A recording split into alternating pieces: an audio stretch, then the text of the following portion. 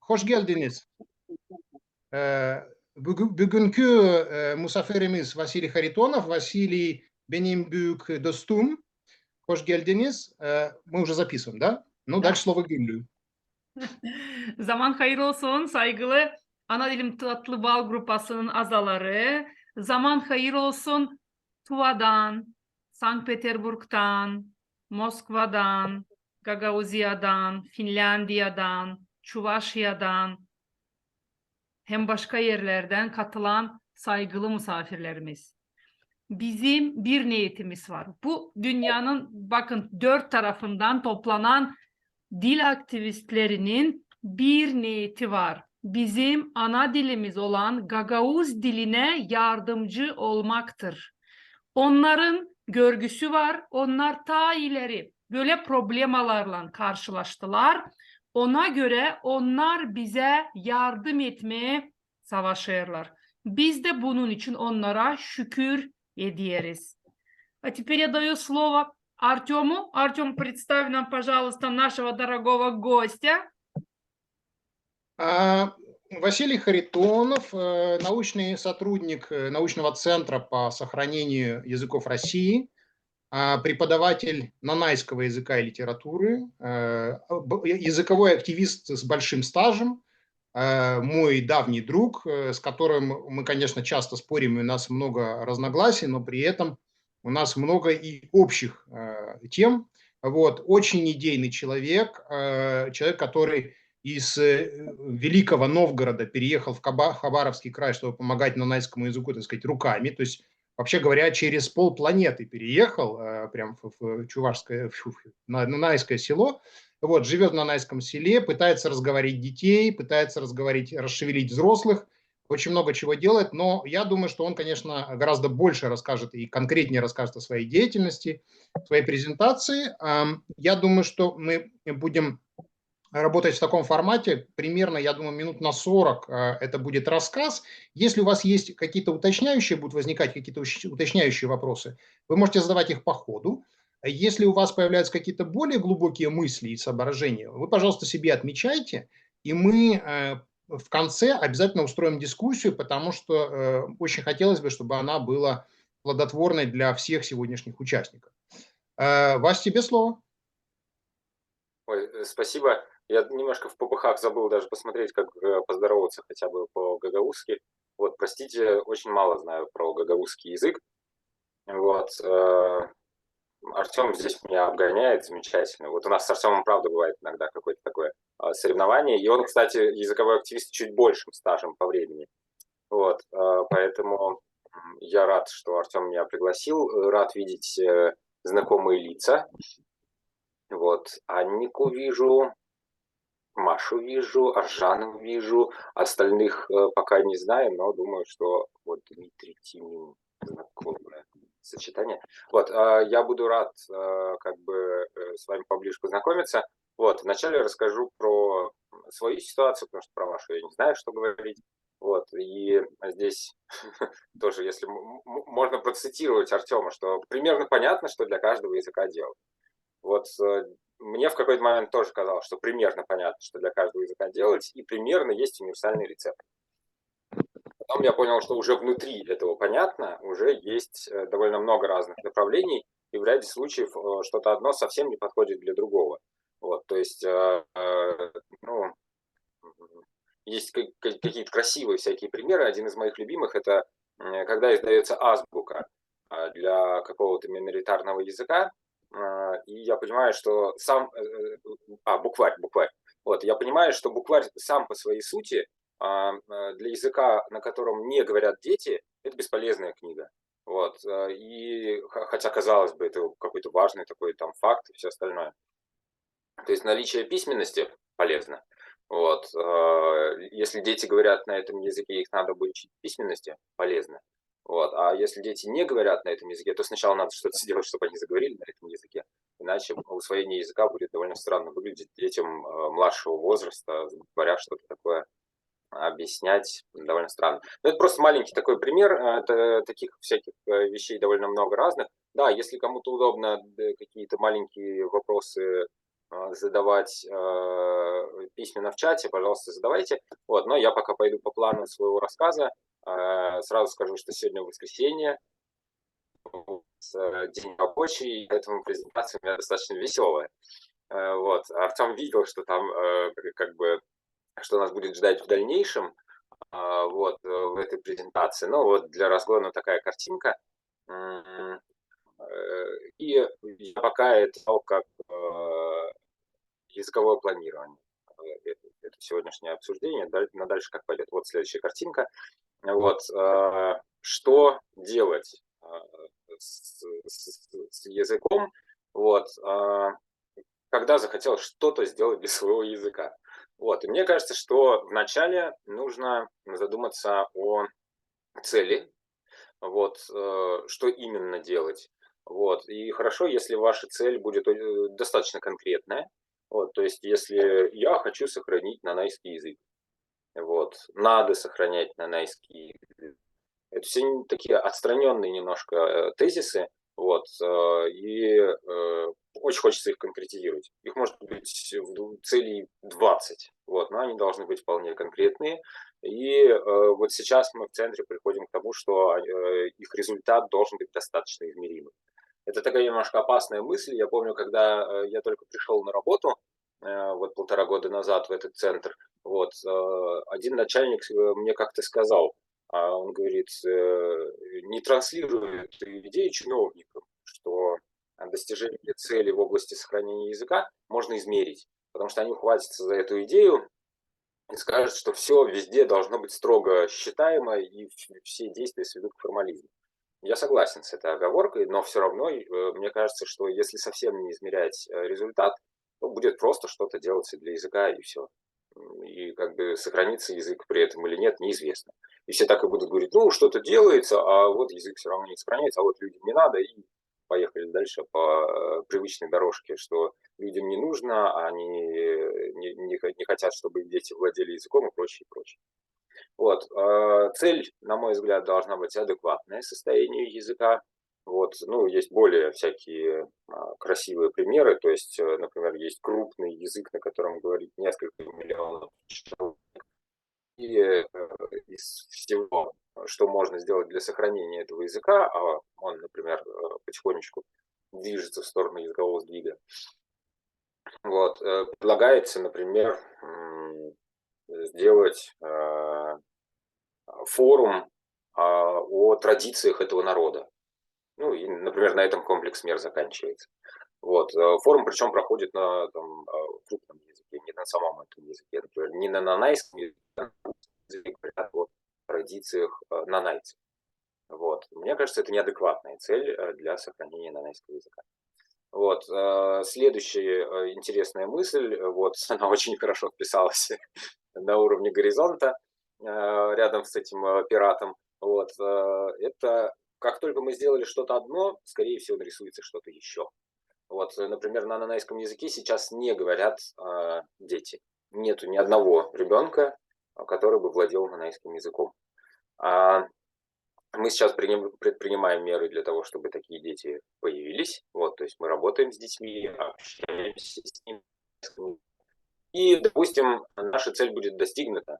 Через 3 года появится несколько детей, которые говорят на нанайском языке. Они, например, заканчивают 9 класс в школе и владеют нанайским языком. Ну, может быть, не как носители, может быть, как такие вторичные носители. Вот. Что им делать с этим нанайским языком?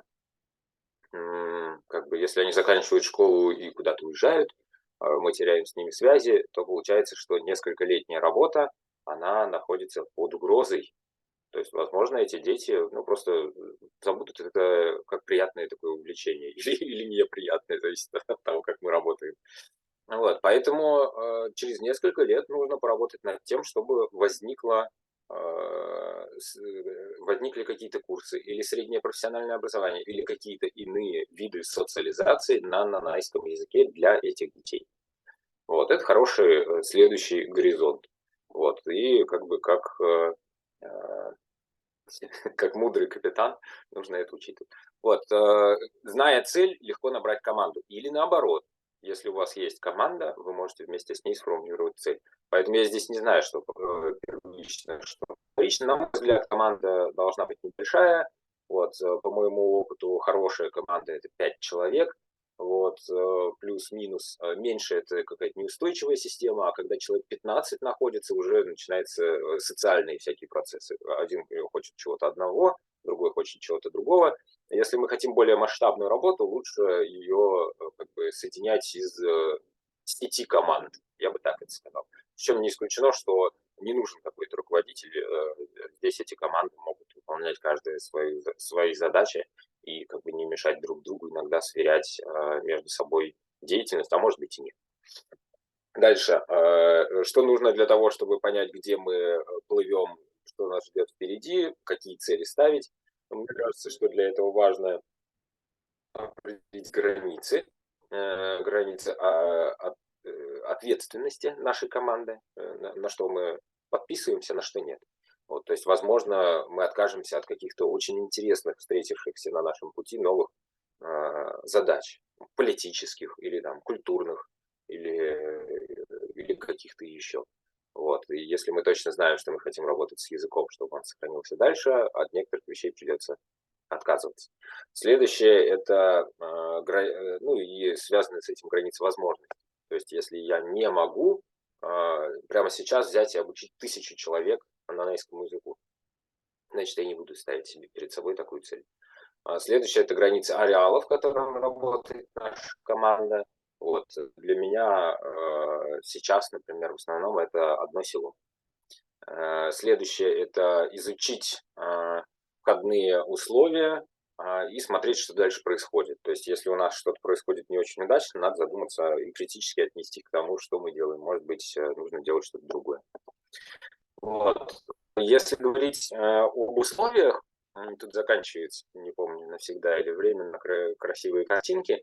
Если говорить про условия нашего плавания, вот, да, я вначале не сказал, что мне нравится, понравилось, когда я делаю эту презентацию, рассуждать терминами плавания, потому что я сам когда-то был водным инженером и капитаном речного флота.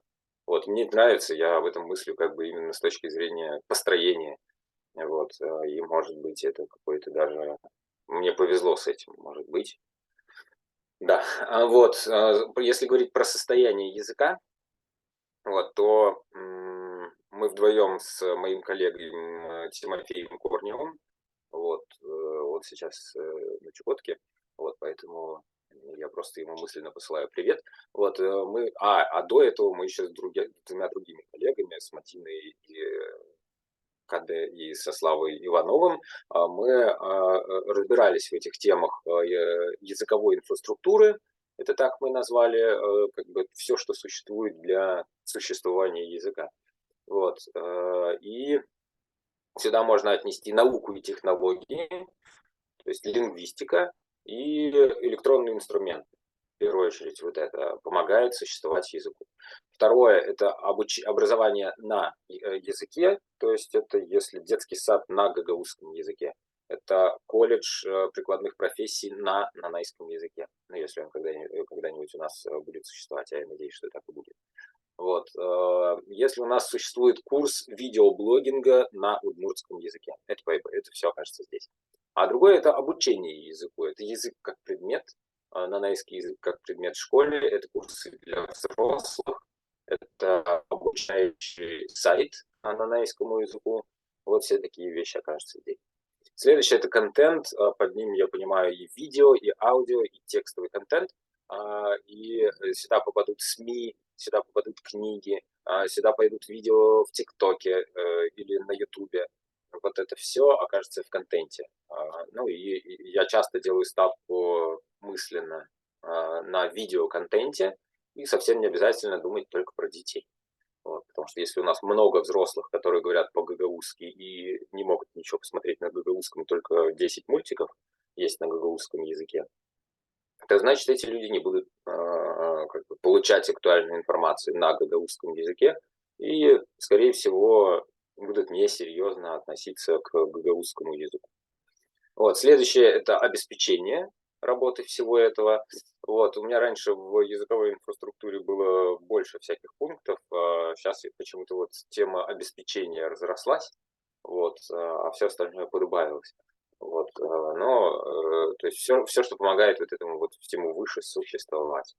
Вот, то есть научное обоснование нашего развития нашей инфраструктуры, юридическое, то есть законы, какое языковое законодательство, административное, это какие меры предпринимают официальные лица, финансовое, это какие у нас деньги есть, и не обязательно здесь все будет. То есть я запросто допускаю, что какой-то язык со стороны власти не развивают, вот, но есть деньги, вот, есть научные какие-то обоснования, и, соответственно, можно отлично попробовать какое-то языковое планирование без участия государства.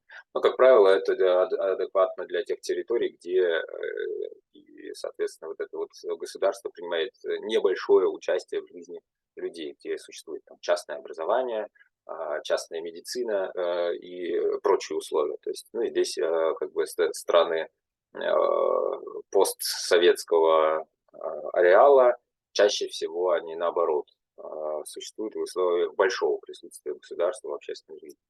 Следующее – это состояние языка в обществе. Это как бы напрямую, да, языковую инфраструктуру очень важно развивать для языка, вот, но при этом помнить о том, что развитие должно быть происходить там адекватно, в ряде случаев равномерно и прочее. То есть если надавливать на что-то одно, а другое упускать, то вот тогда, возможно, у нас ничего не получится. Если у нас языку обучают, вот, но на нем ничего посмотреть нельзя, вот, то тут что-то пикает, то ли у меня, то ли нет. Вот, если, но на этом языке нигде ни с кем поговорить нельзя, то как бы человек выучит язык, и все, на этом все закончится.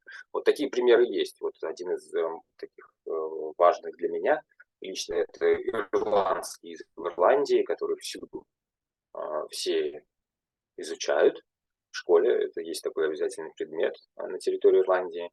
Ирландский язык присутствует в официальной сфере, в языковом ландшафте, таблички, указатели улиц и прочее. Вот. Но на этом языке по-прежнему очень мало общается людей, и число владеющих им падает. Вот. То есть при населении Ирландии около 3 миллионов, а число владеющих там что-то типа 20 тысяч. Вот. Поэтому это вот пример того, что комплекс работает как-то недостаточно хорошо, то есть только отдельные меры предпринимаются. Вот, следующее состояние языка в обществе, на это как бы можно тоже напрямую влиять, вот то же самое количество владеющих. Вот, но этот пункт еще очень хорош для измерения нашей языковой политики, языкового планирования. Вот если мы меняем первое и третье, то должно меняться второе. То есть настоящие результаты наши измеряются именно во второй строчке. А первое и третье, это вот Тимофей меня научил, есть такое понятие, если мы что-то делаем, у него есть результат, результативность, вот, то есть то, чего мы хотели достичь. А другое это есть продуктивность, то есть это что было сделано, ну как бы вот что было сделано. То есть, например, мы ставим такой результат сохранения нанайского языка. И при этом издаем 3 книги общим экземпляром, общим тиражом, там, 1000 экземпляров. Вот с точки зрения продуктивности, продуктивность будет показывать, сколько страниц, какой тираж и какое качество, даже это можно пробовать учитывать, это продуктивность. Результативность – это сколько людей стали лучше владеть нанайским языком, например. Или, может быть, какая-то другая цель при этом ставилась. Вот. И, соответственно, эти книжки можно издать и потом положить в подвал, и они там сгниют. Вот с точки зрения продуктивности, продуктивность была выполнена, книги были изданы, вот, а результат будет нулевой, ну, или отрицательный, ну, скорее всего, нулевой. Вот. Следующая строчка – это состояние языкового сообщества, то есть это вот люди, которые говорят на этом языке, что про них можно сказать. Вот это тоже нужно знать как входные условия, и также можно мониторить. Это очень интересный пункт, в ряде случаев он важнее всего, или вообще он важнее всего. Вот. Но он как бы имеет уже такой не собственный языковой характер, а скорее политический. Вот, то есть состояние этого общества и в некоторых случаях предпринимает именно такие меры, то есть, ну, например, в Южной Америке на миноритарном языке говорили люди, и этот язык потихонечку исчезал, потому что люди старались оттуда выбраться, потому что многие умирали, болезни, там, гражданская война и все остальное. Вот. Ну и одна из мер – это построили больницу, которая функционирует на этом местном языке. Это важный фактор. До этого не было больницы, а тут стала больница, люди стали реже и меньше умирать. И кроме того, этот язык стал использоваться в такой важной функции, как сохранение жизни. Вот. Но об этом надо помнить, но вот я чуть хуже понимаю, как социально-экономическое, это вот действительно уже скорее какая-то политическая программа, и я не уверен, что всегда адекватно ее представлять в рамках языкового планирования. Вот, потому что, ну, этим могут заниматься другие какие-то заинтересованные стороны.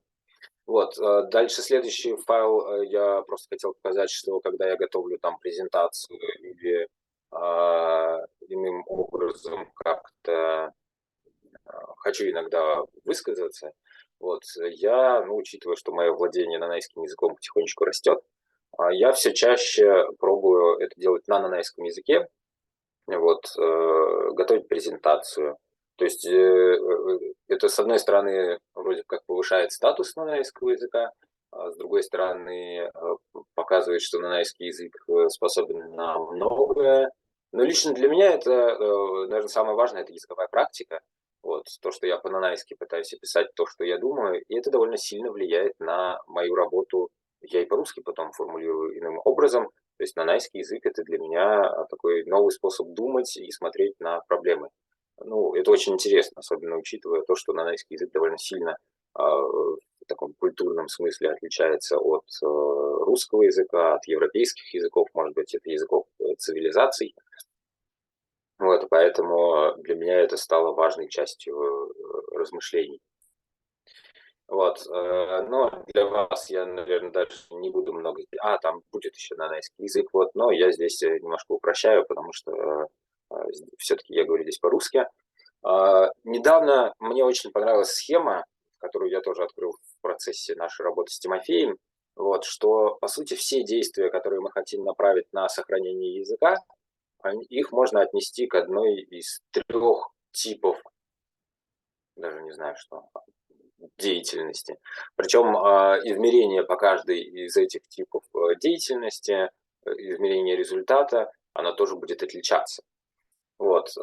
Здесь можно представить такую схему, что у нас с одной стороны есть общество людей, вот, в котором есть некоторые привычки. Ну вот привычки я здесь пишу немножко более с хитрым словом габитус, то есть это, ну, действительно общественные установки и привычки. Вот. И эти общественные установки и привычки, они воздействуют на человека. Вот. То есть, например, на каком языке принято говорить в автобусе. Вот. И потихонечку человек с детства привыкает, что в автобусе на таком-то языке говорить хорошо, на других языках плохо. Вот. Или не принято. Скорее, не принято. Вот. И таким образом формируется языковая личность. Но, с другой стороны, в зависимости от решения каждого человека использовать или не использовать какой-то язык в обществе, формируются общественные привычки. То есть они формируют друг друга. Вот. И если мы говорим о языковом планировании, то можно пытаться искусственным образом изменять поведение отдельной языковой личности, и в сумме они будут давать изменять вот эти вот установки общественные. Вот. И в свою очередь человека в этой ситуации, я вот называю языковая личность, вот, я выделил тоже у него 2 составляющие. Одна из них – это компетентность, то есть это вот по-нанайски у меня здесь было «умеет говорить на нанайском языке». Второе – это отношение человека к этому языку. Оно сводится в каком-то смысле к желанию говорить на этом языке в определенных условиях.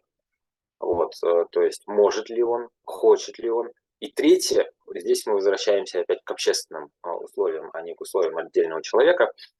И здесь возникает вопрос, а может ли человек использовать язык в определенной обстановке? Например, человек владеет нанайским языком, относится к нему, что это, ну, язык рыбаков, старины, и вообще на нем о серьезных вещах даже не поговоришь. Все, мы до возможности даже не дошли. Другая ситуация. Человек очень щепетильно относится к нанайскому языку. Это язык предков этого человека. Он говорит, что это важное культурное наследие. Вот, и что говорить по-нанайски это просто духовно. Вот, это очень важно. Вот, но он этим языком не владеет. Будет ли он использовать этот язык где-либо? Тоже нет. Вот. Третья ситуация. Человек владеет языком, он хочет его использовать. Он приходит в паспортный стол, ну, официальное учреждение, и хочет получить эту услугу на своем башкирском языке. Обращается по-башкирски к сотрудникам, а сотрудники ему в ответ отвечают по-русски и дополняют, что мы здесь вам не окажем эту услугу на башкирском языке. Значит, эта возможность закрылась. Как только эта возможность закрылась, ну, человек, наверное, сделает вывод в следующий раз, что, ну, всегда надо говорить там по-русски. Это повлияло на его отношения, вот, и он с какой-то вероятностью все меньше и меньше захочет использовать башкирский язык. Из суммы таких факторов невозможности использовать башкирский язык складывается опять отношение к этому языку. А если отношение заниженное, если человек этот язык не использует, то с течением лет и компетентность в этом языке у человека падает. То есть это все три вещи, они связаны друг с другом. Вот, но зачем я их здесь разбил? Ну, для того, чтобы понимать, на что именно мы хотим нажать. Вот, то есть вот точка роста – это куда-то мы нажмем, и из-за этого произойдет развитие. Вот.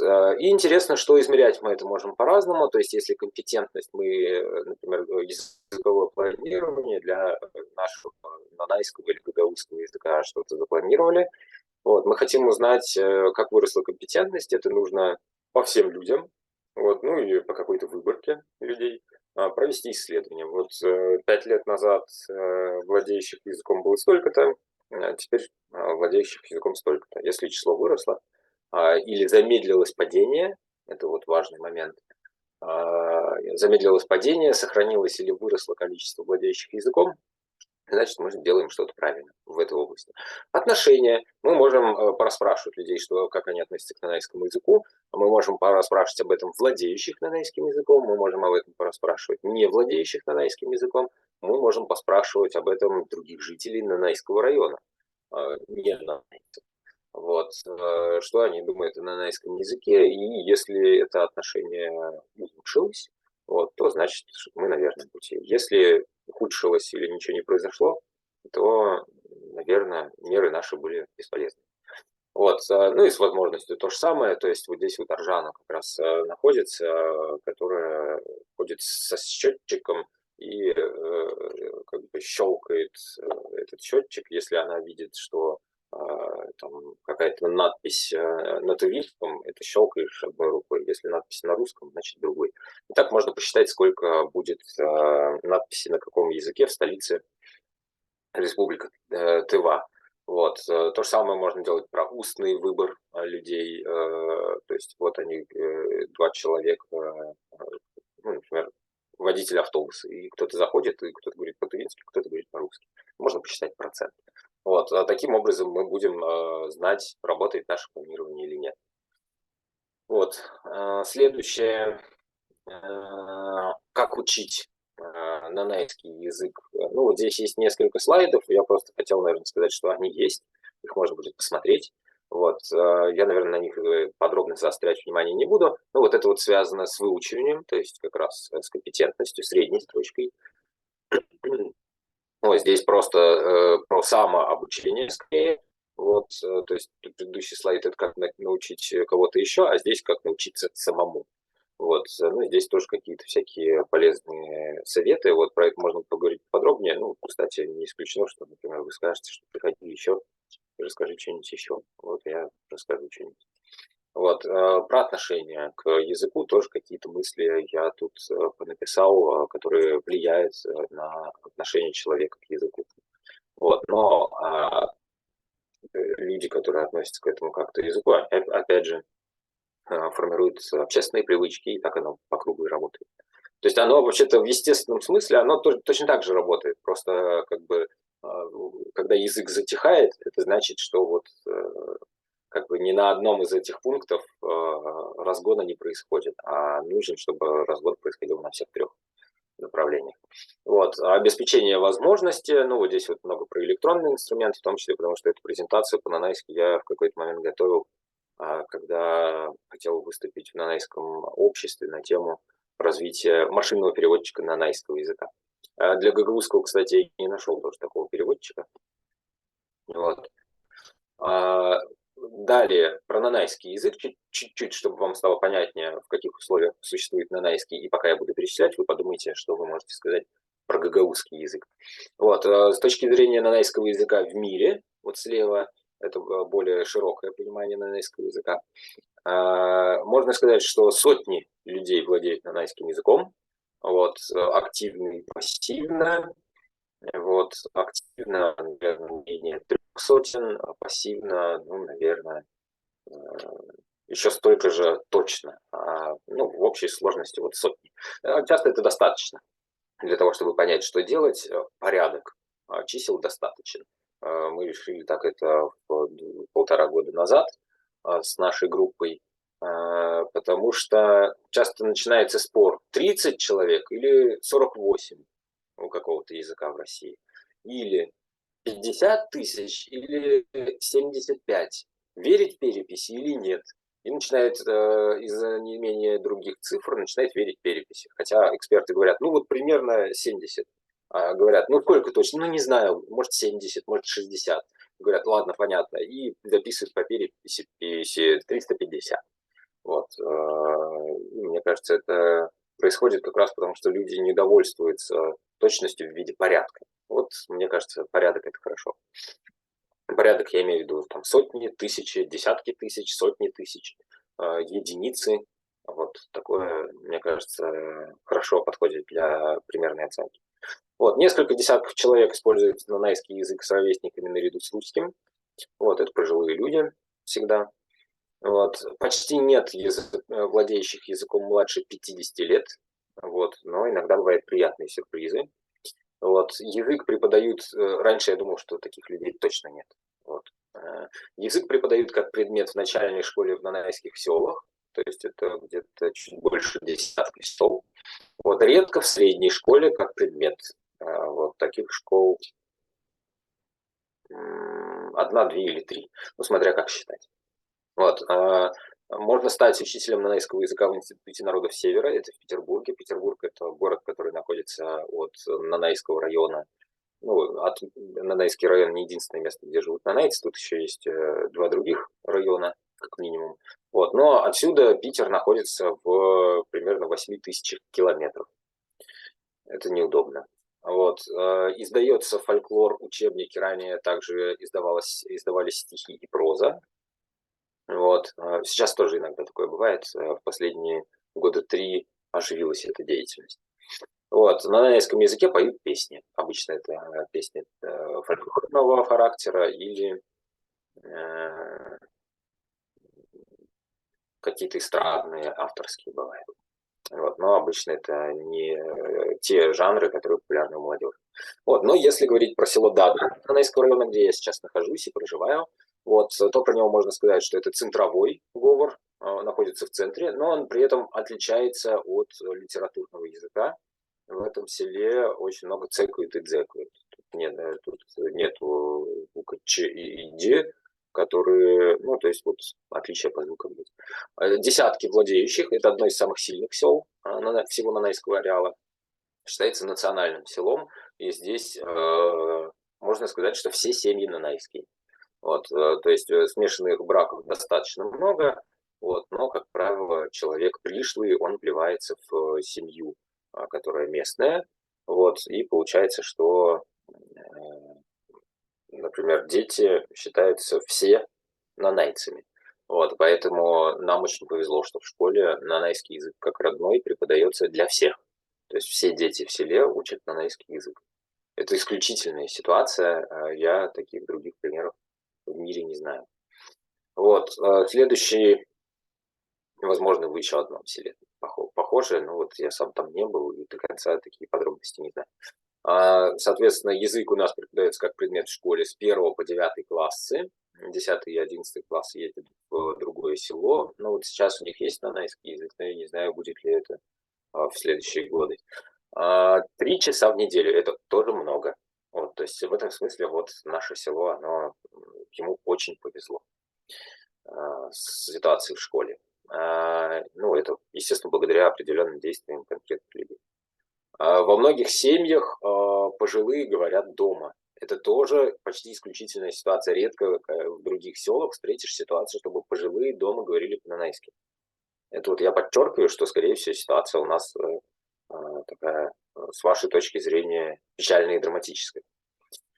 40-летние часто понимают язык, и мне кажется, младше 40 лет тоже, я знаю одного человека, ну, кроме себя, кто понимает нанайский язык и может сказать некоторые отдельные фразы.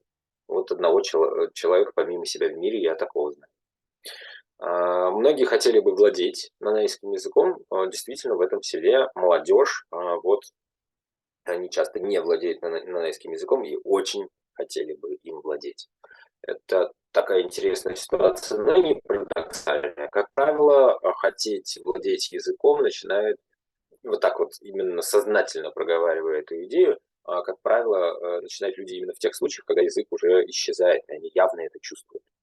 Ну, это такой вот важный для меня тезис. Дальше, если говорить про языковое планирование, вот вы узнали немножко про ситуацию с нанайским языком, как бы входную такую. Вот, и дальше очень интересно узнать, что же я думаю о том, как нужно это все, как бы, куда двигаться. Вот, я в прошлом году составлял такой план, вот, который состоит из нескольких этапов. Вот, я его составил этот план в прошлом году, хотя вы видите, есть один этап, который соответствует 17-21 году. Мне кажется, я примерно это и думал, но вот эксплицитно описал я это только недавно. Вот, и здесь несколько разных направлений, которые примерно соответствуют языковой инфраструктуре, но она в предыдущем каком-то варианте здесь нарисовано. Вот, зелененьким здесь обозначено то, что получилось сделать.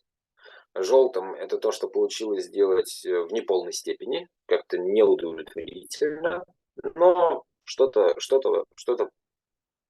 какие-то попытки были и, возможно, удачные. Вот красным – это то, что еще не сделано. Вот, но если будут какие-то вопросы, можно будет вернуться к этому слайду. Сейчас я на нем как-то заостряться не буду. Вот, но вот примерно так.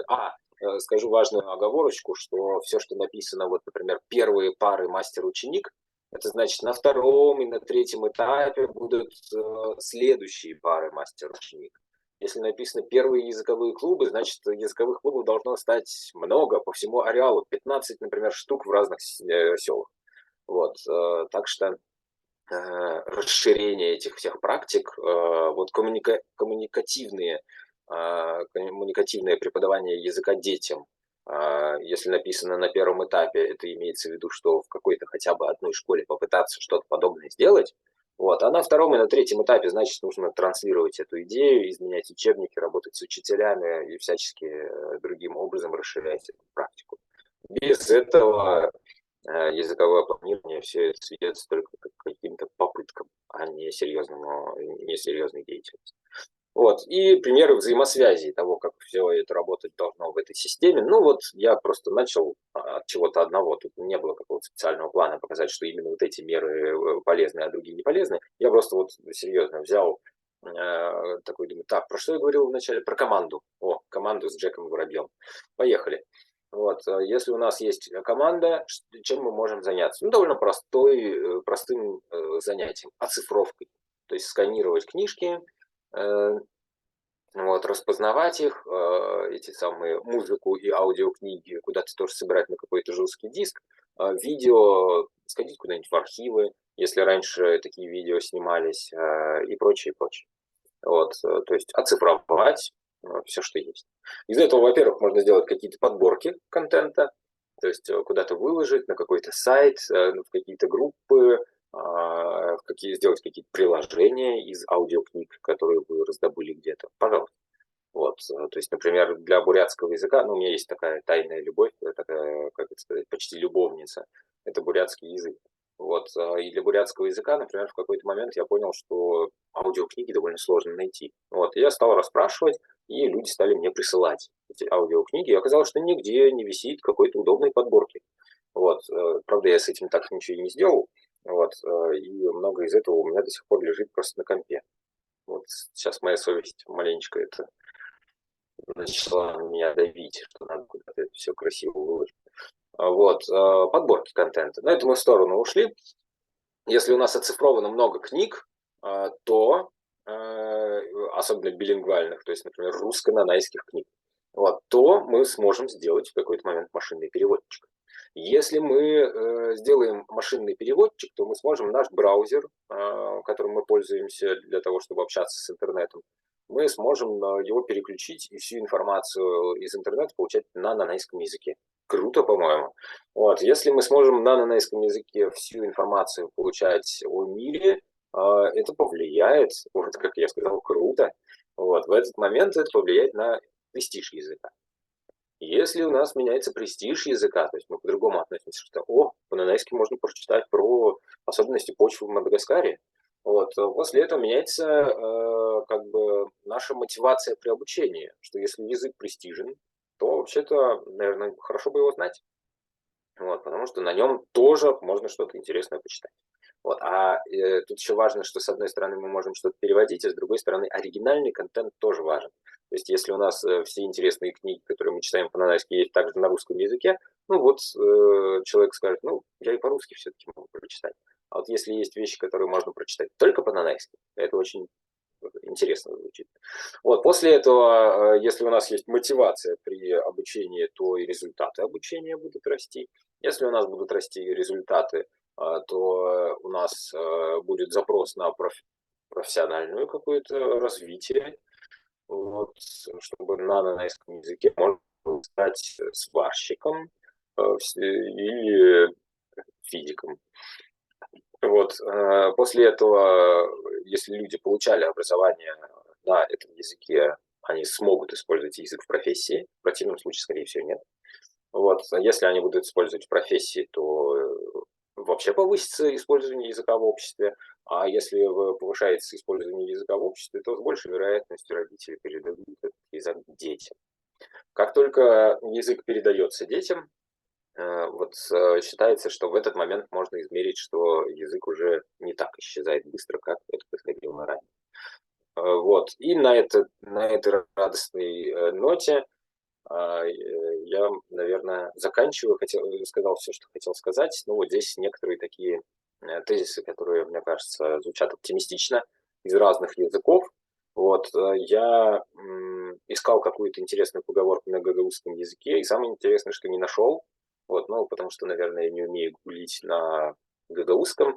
Вот, но я нашел эти поговорки на русском языке.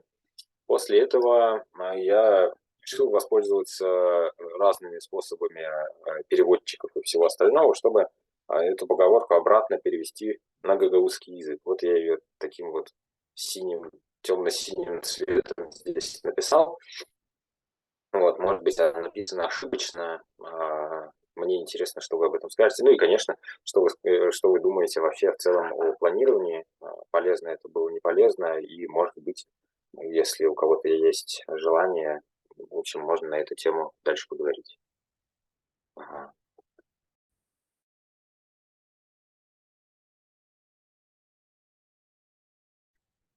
Спасибо большое, Василий. Очень было познавательно, очень было интересно. Ну, конечно, у нас с языком, у вас проблемы, они более глобальны.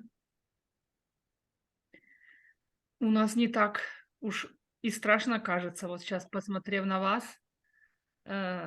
Но, опять же, нашей главной целью является передать язык детям.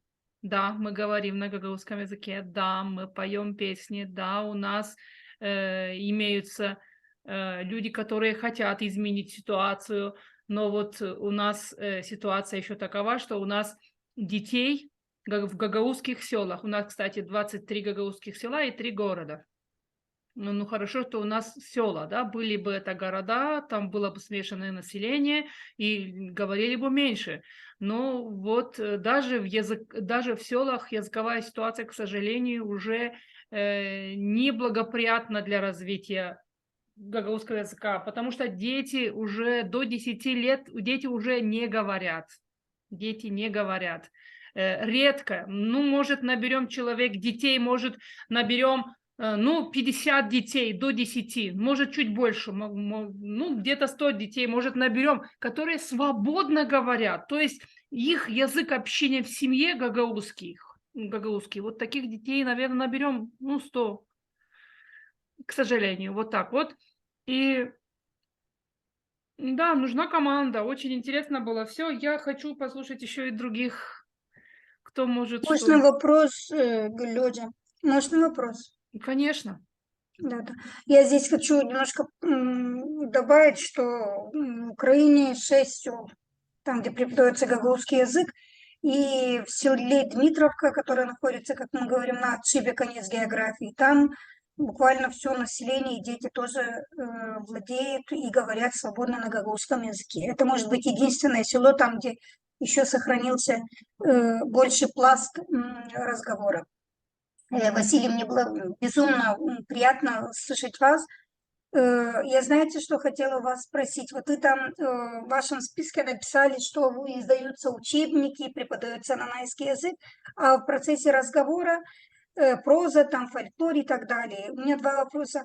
В процессе разговора вы сказали, что никто преподается язык, но... Алло. Да. Туда Оля. Преподается язык, но никто не владеет языком. Я вот что-то не совсем поняла. И если в неделю 3 раза преподается язык, то дети как могут вообще не владеть языком? И да, вот вы здесь пишете, да, язык преподается как предмет в начальной школе на нанайских селах, редко средний. Ну, вместе с этим никто, в принципе, не владеет нанайским языком. С другой стороны, вот те учебники, которые вы преподаете, они же должны к чему-то применяться, и кто-то их готовит. Если не знать язык, то учебники особенно готовить очень довольно сложно, потому что когда готовим учебники для школ, то некоторые материалы в зависимости, допустим, вот когда мы готовили, в зависимости от контингента и так далее, мы некоторые вещи даже берем из фольклора, но с того места, там, где мы работаем, то есть там, где мы живем. Я имею в виду, что с украинского фольклора, с гагауза Украины мы также берем некоторые выражения в процессе подготовки, фольклорные выражения, фольклорные тексты и так далее. Поэтому мне немножечко было здесь непонятно. И скажите второй вопрос. Ваши книги, которые вы издаете, они больше преподаются на русском языке? Не преподаются, а издаются на русском языке нанайцами или на нанайском языке? Спасибо. Да, очень хорошие вопросы. Вот, поэтому где-то у меня здесь было в этапе 0 обучения нанайскому языку, там есть такой пункт анализ эффективности. Вот, ну, как следует, какого-то анализа я не проводил, у меня довольно поверхностные вообще в области анализа данные у самого. Вот, я хочу в этой области как бы поработать более подробно. Вот, но то есть я примерно понимаю, как это все происходит и как это устроено, вот, но не с точки зрения как бы полного анализа, а просто с точки зрения обрывочных наблюдений, общения с людьми и прочее. То есть я пытался общаться и с молодыми родителями, и с детьми, и с учителями, и все прочее. Вот, и пришел к выводу, что обучение нанайскому языку неэффективное, вот, потому что оно, как правило, строится на, во-первых, оно ведется на русском языке, во-вторых, на всех уровнях образования. Вот, и в дошкольном, когда существует там предмет на нанайский язык, но вот для меня это не очень понятно, где и как именно это происходит, про дошкольное пока я не очень знаю. Вот, ну, я знаю, как у нас в селе это как бы де-факто нет нанайского языка в детском саду.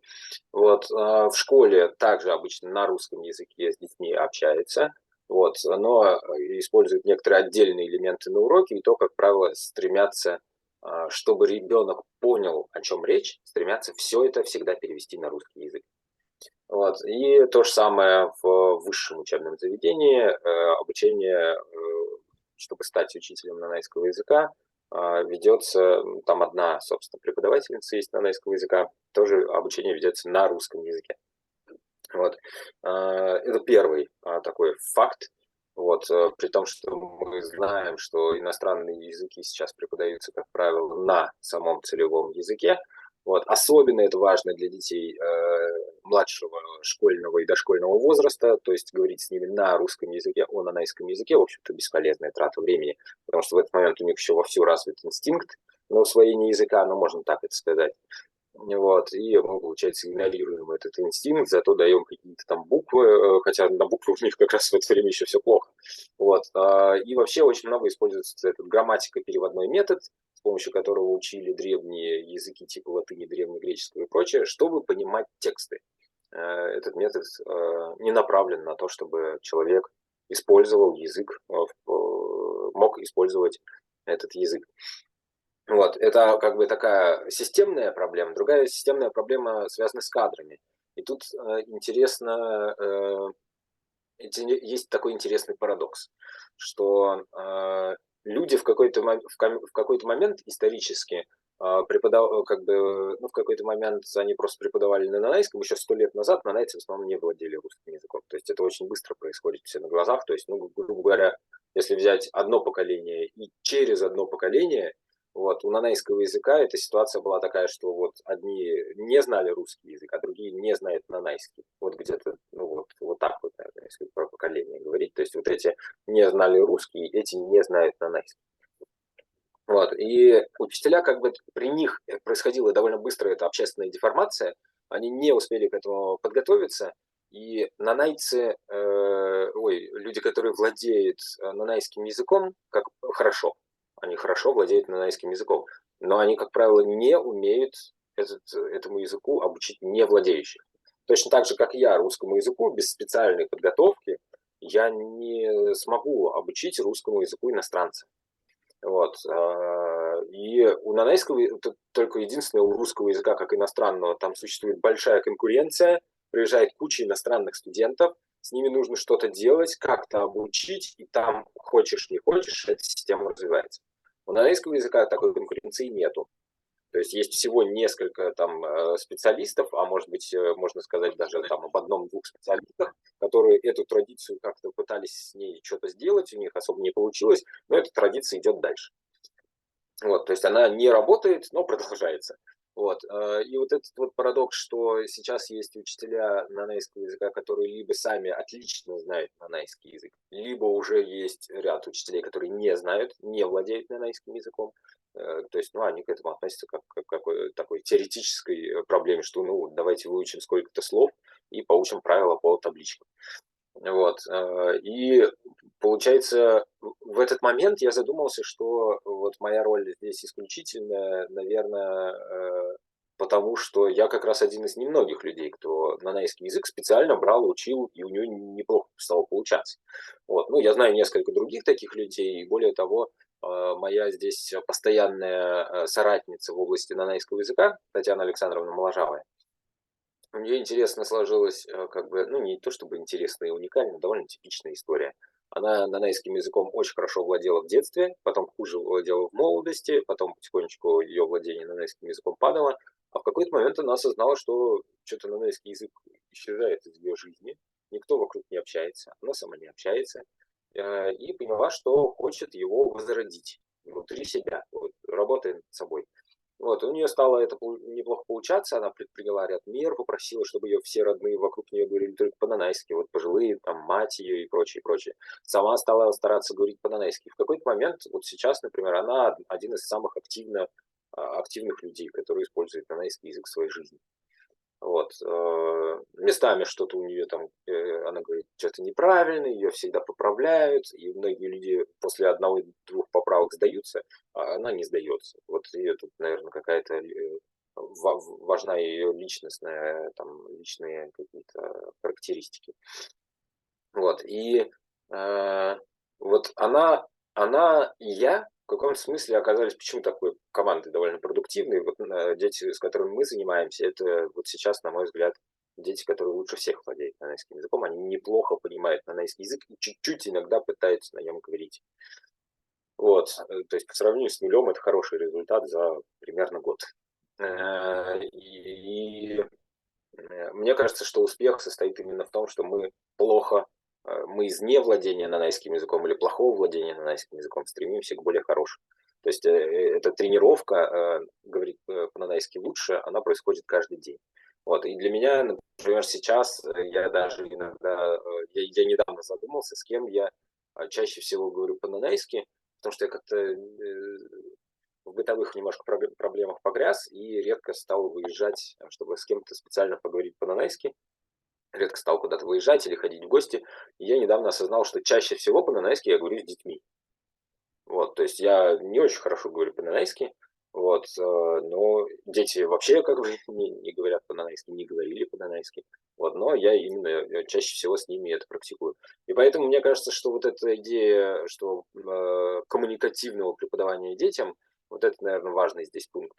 Но не только оно может быть коммуникативным для старших классов, можно и не коммуникативно преподавать, особенно вот начиная с 6-го примерно класса, ну, может быть, с 5-го. Вот, можно уже там всякие таблички давать, рассказывать что-то о грамматике. Ну, вот сейчас у меня обучение устроено так, что раз в неделю я с ними говорю только по-нанайски, не использую русский. Вот. Это важно еще и для внутренней мотивации. Если ребенку все переводить на русский язык, он, как это работает? Ну, сейчас она или он там договорит, вот это вот непонятно. Потом скажет нормально. Вот, поэтому мотивация внутренняя не возникла понять человека. Поэтому у меня уроки, они там проходят, я прыгаю, там, рисую на доске. Я очень неплохо научился рисовать за последние полгода. Хотя раньше совсем этого не умел, вот я теперь мелом очень красиво рисую. Вот, так что они быстро узнают по буквально каким-то чертам.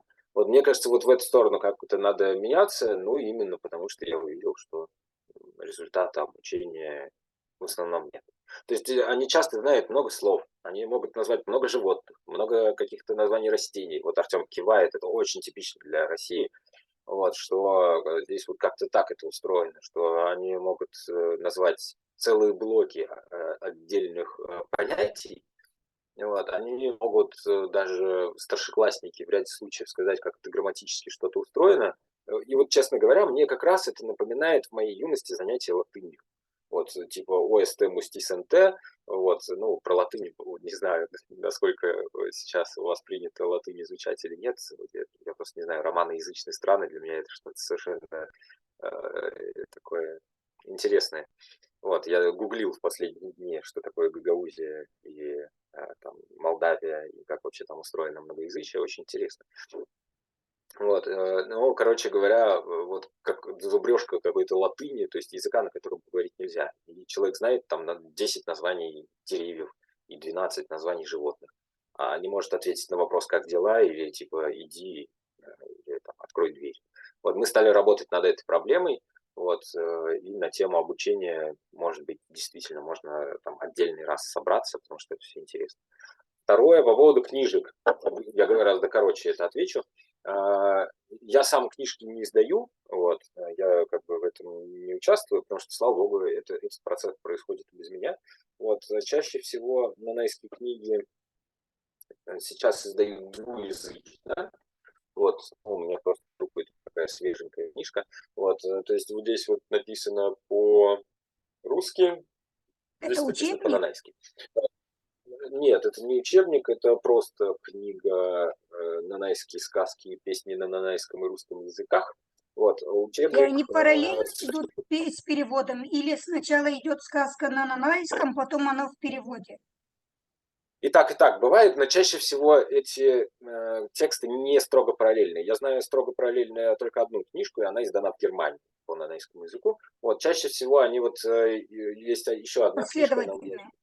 да, она у меня в другом доме, там, грубо говоря, вот полкниги это повесть на нанайском, полкниги та же самая повесть на русском языке. Я люблю очень эту книгу. Вот, и местами, где недопонимаю по-нанайски, ну вот я понял, что я все-таки много спотыкаюсь, каждую страницу читаю долго, в сюжете разобраться не могу. Я думаю, ладно, и прочитал ее по-русски, и потом, когда стал читать по-нанайски, мне стало легче. Я просто... Но это потому, что я такой, как это сказать, человек, Скажите, который не знает. скажите, пожалуйста, как часто у вас выпускаются эти художественные, если они есть, книги? И в художественной больше прозы или стихотворений? Да, хорошие вопросы. Долгое время почти не издавались эти книги, вообще все затихало, затухало, но потом наша общественная организация, это к вопросу о заинтересованных сторонах, где-то у меня там было вот при обсуждении этого планирования, заинтересованные стороны и финансы. Вот, я сейчас пока найду. Вот, в какой-то момент общественная организация, которая занимается темой малочисленных народов Хабаровского края. Вот, обычно в России есть такое понятие. Вот, оно как бы гораздо более слабое, чем республика и какой-то автономный регион, вот как в случае в Гагаузии, в Молдавии, простите. Вот, но, соответственно, да, ну вот где-то здесь, например. Вот, что общественная организация, это, в принципе, должна заниматься темой коренных народов и культурой, и языком. Но язык традиционно самое сложное и самое меньше, чем все занимаются. Но вот эта общественная организация нашла контакт в виде социального бизнеса добывающих компаний.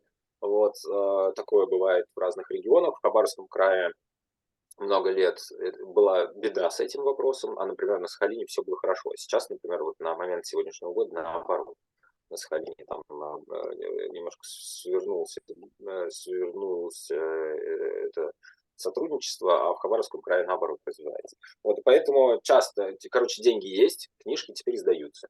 Вот, книжки, ну, наверное, там, может быть, 2-3 книги в год издаются на нанайском, ну, иногда на других языках Хабаровского края, но нанайский хоть и маленький, но из всех коренных языков Хабаровского края это самый крупный и самый сильный язык.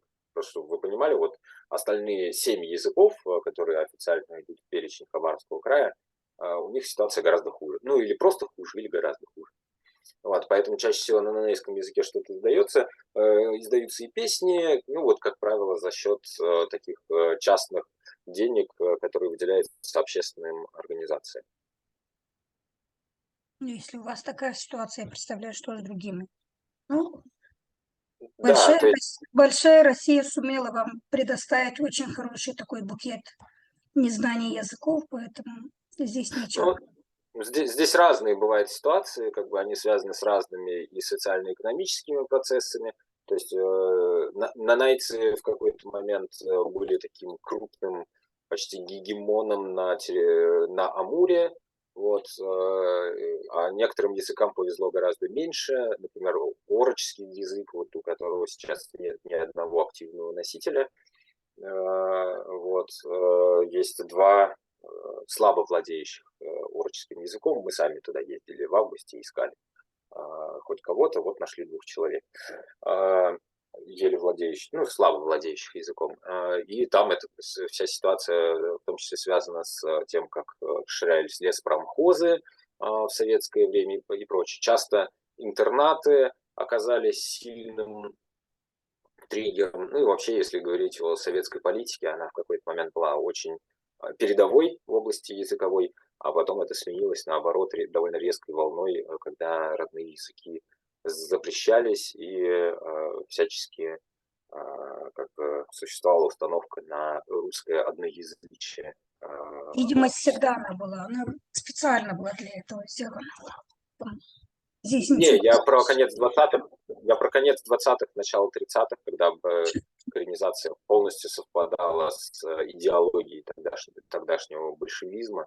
Вот, и там очень искренние шаги предпринимались для развития языков. И на фоне общей мировой обстановки, ну, я не очень люблю, честно говоря, как бы я небольшой любитель советского государства, вот, но когда я стал изучать этот вопрос и как бы другие исследователи темы национальной темы, языковой темы, говорят, что все-таки такой момент был, и за счет него не исключено, что языки все-таки продержались дольше, но некоторые вопросы, наоборот, пошли менее удачно. Например, там в европейских странах идея деколонизации прошла гораздо более сильно, чем в России, в том числе, может быть, потому что в России такой процесс уже был. Вот, а второй раз процессу запуститься не так просто. Не знаю, это уже такие уже немножко отвлеченные разговоры, конечно. Вот, поэтому я больше думаю, никто виноват, а что делать? Это более моя любимая тема. Спасибо. Так, ну я сразу могу сказать, что мы с Васей можем поговорить тут весь день и всю ночь, поэтому я предлагаю, как бы я понемножку буду задавать вопросы, но в любой момент готов трибуну уступить, потому что, как бы, ну, я не думаю, что всем интересно будет слушать наш диалог. Вот, значит, к чему я хочу прицепиться? Там вот это был очень странный какой-то слайд, где было написано, среди прочего, взрослые люди старше 10 лет по русско-нанайским словарям через изучение составляющих языка могут хорошо выучить язык. Ты, я думаю, даже можешь найти этот слайд. Вот. Значит, вообще я не очень понял, что значит через изучение словаря? Это ты сознательно так написал или это я просто неправильно понял? Ты серьезно предлагаешь учить язык через словарь? Так, взрослые люди. Ну это типа меня, то есть это я к тому, что как бы это через изучение составляющих языка, это имеется в виду грамматика и фонетика, не поверишь. Вот, но имеется в виду, что вот я пытался уже как-то грамматико-переводной метод осмыслить с новой стороны, вот, и понял, что как бы до 7 лет и в младших классах это, вот, я считаю, только коммуникативные подходы, а в более старших, там, начиная с какого-нибудь 5 класса и для взрослых, можно также преподавать аналитически, то, что ты как раз любишь. Вот это я пытался так обозвать аналитическое изучение языка. Хорошо. Значит, ну, это точно не по словарям. Ну, вот по словарям это, наверное, очень странный метод учить язык. Я знаю людей, которые так учат, но я вот не советую вот точно. Но что я хочу в связи с этим спросить, по-моему, лучшее, что я видел для началки, это вот то, что делает Александр Блинов, это коллага. Ты коллагу наверняка держал в руках, там листал, я не знаю, может быть, если не в бумажном формате, то в электронном. А вот как ты считаешь, насколько реально взять и что-то типа такого сделать и для нанайского языка? Да, здесь надо, во-первых, сказать, что учебники по нанайскому языку для начальной школы неплохие. Я одну из линейок не видел, вот, не видел. А для нанайского языка в прошлом или в позапрошлом году издали 2 линейки. Это какой-то исключительный такой случай. Но просто одну издавали больше в Петербурге, а другую больше в Хабаровске. Это обычная история для языков Сибири и Дальнего Востока, что у них как бы существует немножко конкурирующий центр их изучения. Один как бы больше местный, а другой чаще петербургский. Вот. Учебники неплохие, мне они вообще-то нравятся. Вот, чтение, как раз в пятницу я заменял урок у 4 класса. Вот, хороший учебник по чтению. Вот, ну, он как бы весь на нанайском языке. Вот, и вообще, мне кажется, что по этим учебникам у меня вот в какой-то момент появился такой тезис, что хороший учитель и по плохому учебнику справится, а плохой учитель и с хорошим учебником не справится. Вот, поэтому, если честно, я чуть больше думаю не про учебники, а про кадры. Вот, и поэтому вот как только я пойму, что у нас тут все получается, и надо расширять наши, как это сказать, идеи, принципы и успехи, вот, я скорее буду работать с другими учителями, вот, из соседних сел. Меня будет волновать больше, чем то, какой это будет учебник. Вот мы прямо сейчас делаем учебники для средней школы, Вот предыдущие учебники, они вообще такие интересные и неплохие. Я вот постоянно его читаю, именно потому что мы делаем как раз с напарницей для 9 класса. Они полностью на нанайском. Вот. Но тут нанайский язык такой, сейчас я попробую вам прочитать первое попавшееся. 37. Сказуемое. Сказуемое предложение главный член ни. Они предложения ду умбуридзяка хайвада тайване. Ну дальше более-менее еще по-нанайски пошла.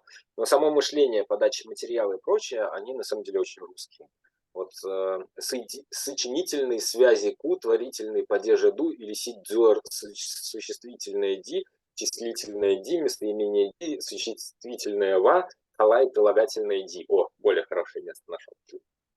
Вот, я на это смотрю, и мне это не нравится. А учебник для 5 класса, он написан по-нанайски, тоже достаточно коряво, но он мне почему-то нравится. Вот нравится, когда его ученики там что-нибудь разглядывают.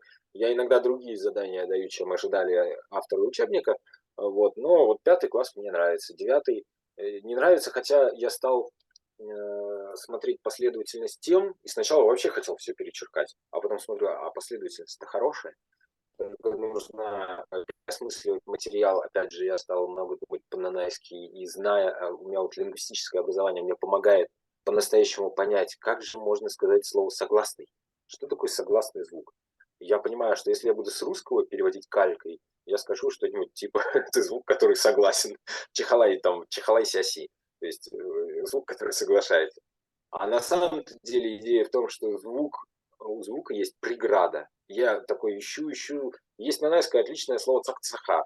Это вот преграда, когда что-то... нет, я какое-то другое использовал слово. А цакцахар — это смычные согласные. То есть это вот имеется в виду столкновение. И начинаешь что-то такое описывать. Это интересный процесс, но я немножко сейчас от него отказался, просто потому что я учебник не успею сдать, а его надо сдать срочно. А если не будет учебников, в следующем году нам могут взять и закрыть обучение нанайскому языку в нашей школе. Ну и во всех остальных школах, где еще в среднем образовании есть нанайский язык. То есть условия иногда довольно жесткие. Вот, типа, или учебник надо сдать завтра, вот, или в следующем году нанайского больше не будет в вашей школе. И когда учебники уже появятся, вряд ли она вернется обратно. Вот, то есть это как с ценами. Цены, если взлетели, они обычно обратно не спускаются. Вот, но это так, извините, что долго отвлекаю, но вот больше всякой фактуры рисую. Я вижу руку Аники, но я сначала прочитаю комментарий Маши в чате. Но я бы сказала, что в общем случае учителя средние все-таки уж совсем плохие, как и гениальные. Это скорее исключение. Поэтому я бы не сбрасывала со счетов проблему создания хороших учебников. Ну, вот мне сейчас, как бы, вот в школу я принесу, вот в соседнее село, я принесу супер учебник, я принесу калаху на нанайском языке. Вот дам учителю, он увидит там картинки, много нанайского языка и так далее. Он не станет говорить с детьми по-нанайски. Ну, потому что ему сложно будет переключиться. И вообще человеку сложно говорить по-нанайски с другим человеком, который не знает нанайского языка. Потому что, когда я что-то рассказываю, мне хочется, чтобы меня услышали, меня поняли. Я бы получил эту обратную связь. Мне это хочется получить прямо сейчас, во время разговора. И человек может от этого отказаться только путем специальных тренировок. Вот, опять же, Татьяна Александровна, моя напарница, она еще год назад говорила, что невозможно нанайский язык, не переводя на русский язык, преподавать. Вот. Сейчас она по-прежнему в это не верит, но она так делает. Вот, то есть она, в ряде случаев она говорит, я не знаю, я перевела это слово, я сказал его по-русски. Я говорю, ничего страшного, хорошо. Вот, я сам как бы, бывает, что я сдаюсь. Вот, может быть, раз в месяц в одном из классов я сдаюсь и говорю что-то по-русски. Вот, но чаще я действительно, я просто начну рисовать, прыгать, бегать, там еще что-нибудь такое. Вот, но я, как правило, не сдамся. Но это вот раз в неделю. Другой раз в неделю нам нужно проходить программу. А в программе написаны там всякие суффиксы и так далее. Но для 5-6 класса, 7 класса вообще-то это оказывается полезно. Вот мне нравится сейчас сочетание, что один день коммуникативный, один день теория и один день литература. Вот. И интересно, что недавно один из учеников в 7 классе на уроке литературы пытался, скрипя, конечно, мозгами и всем остальным, но он пытался выразить свое отношение к прочитанному произведению, и он пытался это выразить по-нанайски. Вот. Меня это впечатлило, потому что прошло полгода, Ну и до этого в прошлом году Татьяна Александровна с ними занималась, ну вот где-то год или полтора, и вот получились первые попытки. А еще меня впечатлило, что он сам по себе попытался это сделать, я не просил. Вот, поэтому тут отношение к языку, видимо, тоже как-то начало меняться, потому что они с удивлением узнали, что выучить нанайский язык – это не фантастика. Анника? Да, спасибо, Василий, за очень интересные и информативные выступления, презентации. У меня, конечно, вопросов много, но как минимум 3. Вот, во-первых, очень меня интересует, как и в каких рамках это возможно преподавать язык всем в село и 3 часа в неделю, потому что, кажется, это уже очень редкая ситуация в России. И очень часто, например, появляются какие-то заявления родителей, которые не хотят, чтобы их дети изучают язык в школе. И, конечно, непонятно всегда, откуда такие заявления идут, а все равно там какая-то критика есть среди родителей, или все родители все-таки за преподавание языка? Да, хороший вопрос. Действительно, у нас как бы в этом смысле особенное село. Село традиционное, такое как бы, ну, например, у нас в селе нет воровства. Вот, то есть ты можешь оставить лодку с мотором на берегу, вот, любую вещь ты можешь свою там где-то что-то оставить, ее никто не украдет из местных. Вот, если в деревне что-то где-то пропало, это значит, вот мы знаем, что из другого села кто-то приехал и довольно быстро едут туда и это находят. У нас более младшие никогда не спорят ну, более младшие из молодежи, вот там 20-летние никогда не будут спорить или драться с 22-летними. Вот, то есть такие вот вещи, они сохраняются, и, возможно, как бы эта консервативность в сумме как-то влияет на то, что люди уважают консервативность в этом селе. Кроме этого, само по себе село, оно очень патриотичное. Очень многие молодые люди стремятся остаться здесь жить. Ситуация социальная достаточно хорошая. Вот почему я стал думать много об этих экстралингвистических факторах. Вот, наверное, тоже глядя на то, как вот эта обстановка в селе влияет. Вот, у нас вот с преступностью, то есть преступность в какой-то момент здесь тоже начала появляться, ее просто победили, вот, ее выдавили. Вот, сейчас тут нет этого. Вот, и кроме этого, мне кажется, что здесь еще влияние конкретных личностей, и вот личность директора школы играет важную роль. Вот, что директор может всех убедить, что нанайский язык важен, я имею в виду родителей. Вот, ну, я слышал, что были такие обсуждения, вот, но мне кажется, это раньше. Сейчас такой вопрос даже не поднимается, не стоит, и я не слышал, чтобы кто-либо был недоволен нанайским языком. У нас есть случаи, но это, возможно, связано просто с нашими личностями, что мы достаточно интересно стараемся вести занятия. То есть у нас просто есть фан-клуб, вот, ну, я имею в виду меня и Татьяну Александровну, и к нам просто есть такая категория детей с особенностями здоровья, у них сокращенная программа, и в частности у них нет родного языка в программе. Они всегда напрашиваются к нам на уроки. Вот, то есть они просят прийти к нам на уроки. Мне кажется, это тоже какой-то важный показатель. Вот, с точки зрения административной, в этом году была попытка сократить уроки. Вот. Но я здесь еще сделаю такую оговорку, что в некоторых случаях, когда язык перестает быть обязательным и уходит в факультатив, я знаю случаи, когда это сделано ради сохранения языка. Есть хороший пример, не в нашем селе, в другом селе.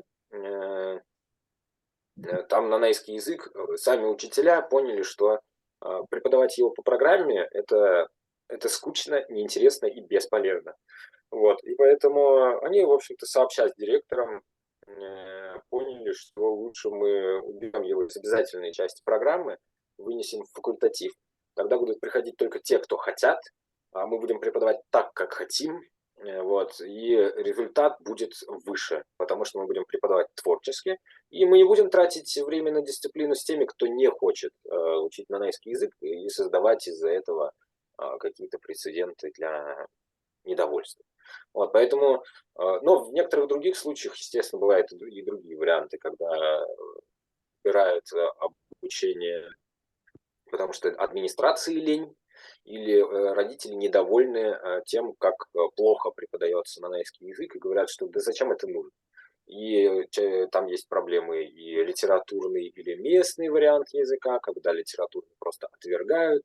Ну вот мы знаем все эти проблемы, пытаемся их учитывать в нашей работе, и поэтому я бы сказал, что сейчас поддержка наших идей и нашего обучения в селе, она достаточно высокая.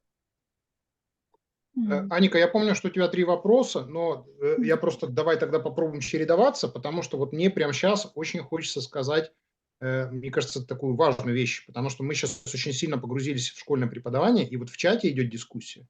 Но смотрите, вот, ну, поскольку мы уже все-таки в рамках какой-то дискуссии сейчас обсуждаем, я просто скажу вещь, которая, ну, в последние годы, вот я очень много об этом думаю, есть люди, которые действительно могут выучить язык по книжкам. Неважно, это аналитическая методика, коммуникативная, да, там, по комиксам, я не знаю, с таблицами грамматическими сидеть и так далее. Но, понимаете, когда нам не так важно, там, 3 часа в школе или 4, там, или 2 часа, это все равно вот в таком формате это работает только для мотивированных людей. Это вот, ну, вот Васе не надо объяснять, зачем учить нанайский язык, там, мне не надо объяснять. Ну, в принципе, вот мы здесь все собрались, люди мотивированы. Но большинство людей к этому относятся по-другому. Они что-то действительно смогут выучить. Но процент, который после вот этих, даже там с 1 по 9 класс, который через вот эти 3 часа в неделю пройдет и сможет заговорить, он небольшой. Даже, не знаю, самые лучшие мы методики сделаем, самые лучшие учебники сделаем, это просто, ну, то, что научным языком называется input. Вот этого инпута недостаточно для того, чтобы большинство людей после этого хорошо заговорило.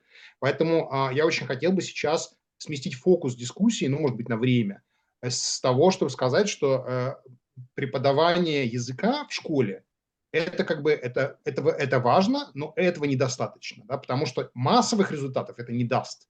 И поэтому я хочу спросить, во-первых, про изучение языка дошкольниками в детских садах, а во-вторых, про возможность преподавать по-нанайски, потому что если вот это будет реализовано, тогда результаты будут совсем другие.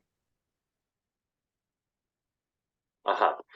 Про дошкольников я думаю, но пока что вот у нашей команды нет для этого ресурса, вот, просто человеческого. Вот. Я как бы...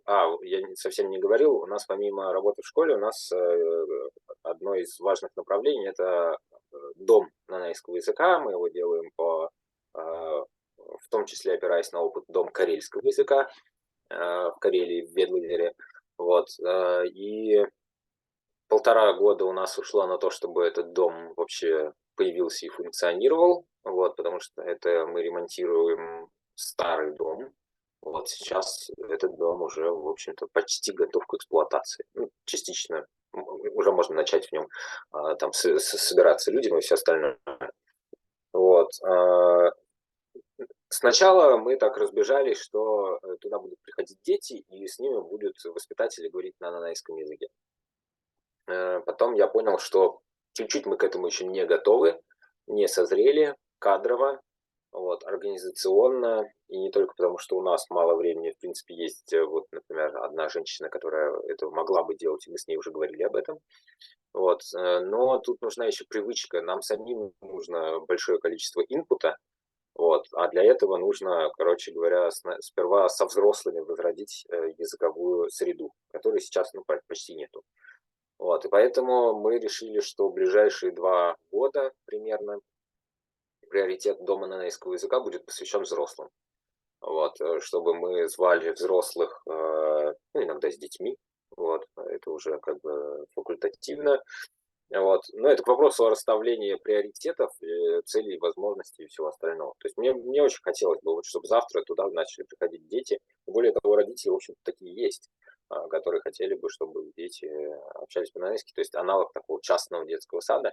Вот. Но просто вот по каким-то другим причинам приходится эту идею немножко отложить. Если бы здесь был бы и там, ну, вот с точки зрения команды больше больше энергии, то, наверное, можно было бы это сделать. Это про детские сады. И второе про... Вот я понимаю, что невозможно прямо сейчас сделать так, чтобы в начальной школе было возможно преподавать на нанайский. Но если мы об этом думаем в какой-то обозримой перспективе, там, может быть, через какое-то количество лет, какие шаги надо предпринять для того, чтобы это стало возможным? Да, мне кажется, один из шагов, я пробую его сейчас, один из шагов – это пробовать по-нанайски вести что-либо еще. Я работаю по совместительству еще в центре внешкольной работы. Вот, я веду кружки. Вот, у меня 4 кружка, не все из них успешные. Вот, но в целом они частично функционируют на нанайском языке. У меня пока не все получается вести в этих кружках на нанайском. Более того, у меня довольно большая текучка там. Вот, кто-то приходит, кто-то не приходит, потому что это в вечернее время. То у нас тигры тут бегают по вечерам, то у кого-то баня, у кого-то что-то еще. Ну, вот такие вот ограничения, что на школьные уроки ходят все стабильно, на кружки ходят достаточно нестабильно. Вот. Ну, я сам к этому отношусь тоже немножко по-анархистски. Кто пришел, тот пришел. Вот. Но как бы постоянный какой-то клуб более-менее формируется. Вот. И с ними я тоже часто говорю по-нанайски. Я с ними много говорю при этом по-русски. Ну, иногда 50/50, иногда 70/30 в пользу русского. С кем-то из учеников бывает наоборот 70/30 в пользу нанайского. Но из-за того, что туда приходят разные дети, и не всегда я готов поддержать, в первую очередь из-за собственного несовершенства. То есть мне по-нанайски сказать достаточно сложно вот числительные, чтобы отлетали от зубов. То есть я их так-то говорю. Но когда нужно сказать, поставь третий палец на четвертом ладу пятой струны, по-русски я скажу, а по-нанайски почему-то нет. Вот не могу. Вот. И это нужно просто мне, видимо, неделю потренироваться, чтобы научиться говорить лады на гитаре по-нанайски. Вот. Но как бы вот эти вот попытки, мне кажется, просто их надо расширять. То есть, может быть, начинать с кружковой деятельности, которая бы происходила по-нанайски. Ну, по крайней мере, я вот такой вот вариант вижу. Еще.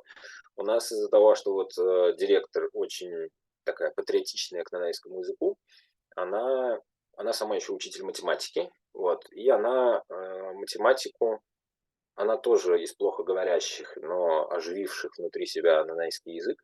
Она пошла по пути Татьяны Александровны, вот, и она стала иногда применять нанайский язык на уроках математики, и других учителей стала призывать к подобным экспериментам. Вот, то есть бытовые вещи типа закрой дверь, открой окно, открыли тетради, достали учебники, у нас вся школа это сейчас знает. Вот, у нас в школе уже, ну, с другими учителями дети здороваются по-русски, конечно, вот, но как бы я слово бачаглапу слышу отовсюду, повсеместно и прочее. Ну, между собой ученики, наверное, пока еще так не здороваются. Но я думаю, что это вопрос будущего. Вот, ну, то есть у нас поощряется администрацией школы использование нанайского языка как языка бытового общения, языка какой-то общественной функции, и иногда в учительской стал звучать нанайский язык. Я думаю, что некоторое время назад это воспринялось бы странно. А сейчас вот на такой вот волне это вполне происходит. И в том числе вот более молодые учителя, они тоже пробуют эксперименты в этой области. Я вижу вопрос Тудоры в чате, но давай, наверное, Аника, твой второй вопрос. Да, вот я очень рада видеть, что у вас есть такие методы оживления языка, как мастер-ученик и языковое гнездо, потому что, как известно, вот эти методы именно были очень важные среди самов в развитии, ревитализации самских языков. И вот хотелось бы больше узнать о том, вот если я правильно понимаю вашу таблицу, там уже какие-то попытки по поводу мастер-ученик метода есть. А какой у вас опыт, как это реализуется? какие результаты пока. И вот языковое гнездо – это у вас как бы план будущее. А как вы видите, это будет реализоваться, где именно и что это требует? Есть у вас, например, какие-то кадры, с кем вы уже занимались, и которые, возможно, могли бы работать в языковом гнезде? И вот так. Спасибо. Да, спасибо за вопросы. По поводу мастер-ученика. Ну, во-первых, я сам как бы практикую ученика, но почему оно желтым цветом? Потому что полноценного воплощения этого метода у нас пока что не было.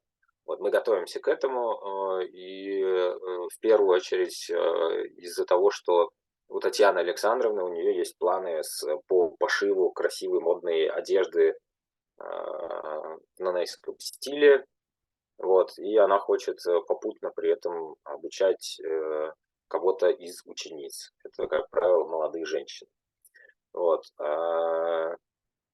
И, соответственно, именно я надеюсь, что будет такая реализация. Вот. На сегодняшний момент основным учеником по методу мастер-ученик бывал я. Ну, мы с Татьяной Александровной регулярным бытовым образом взаимодействуем, и бытовой нанайский язык у меня вырос именно благодаря этим практикам.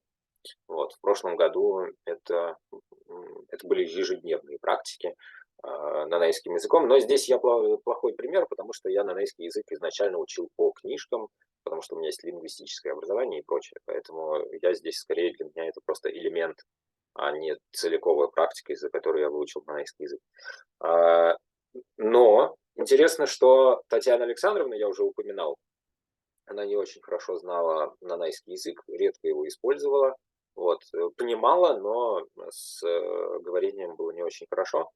И именно в тот момент, когда она приняла решение этим заниматься, к ней как раз попала эта книга, и мне кажется, она повлияла сильно на то, каким образом она выстроила дальнейшее самообучение, вот, и обучение других.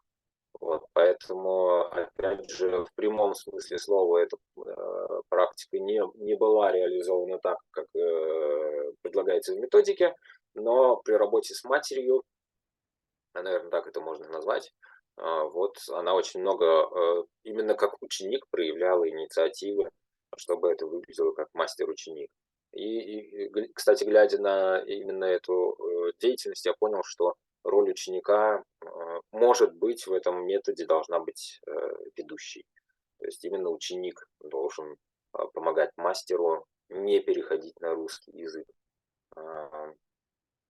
И, ну, в общем, как минимум, не меньшая роль ученика в этом методе. Я задумался об этом именно глядя, как Татьяна Александровна всех вокруг переключает быть мастерами фактически. Вот. Дополнительно пробовали мы отдельные, опять же, элементы этого метода с другими.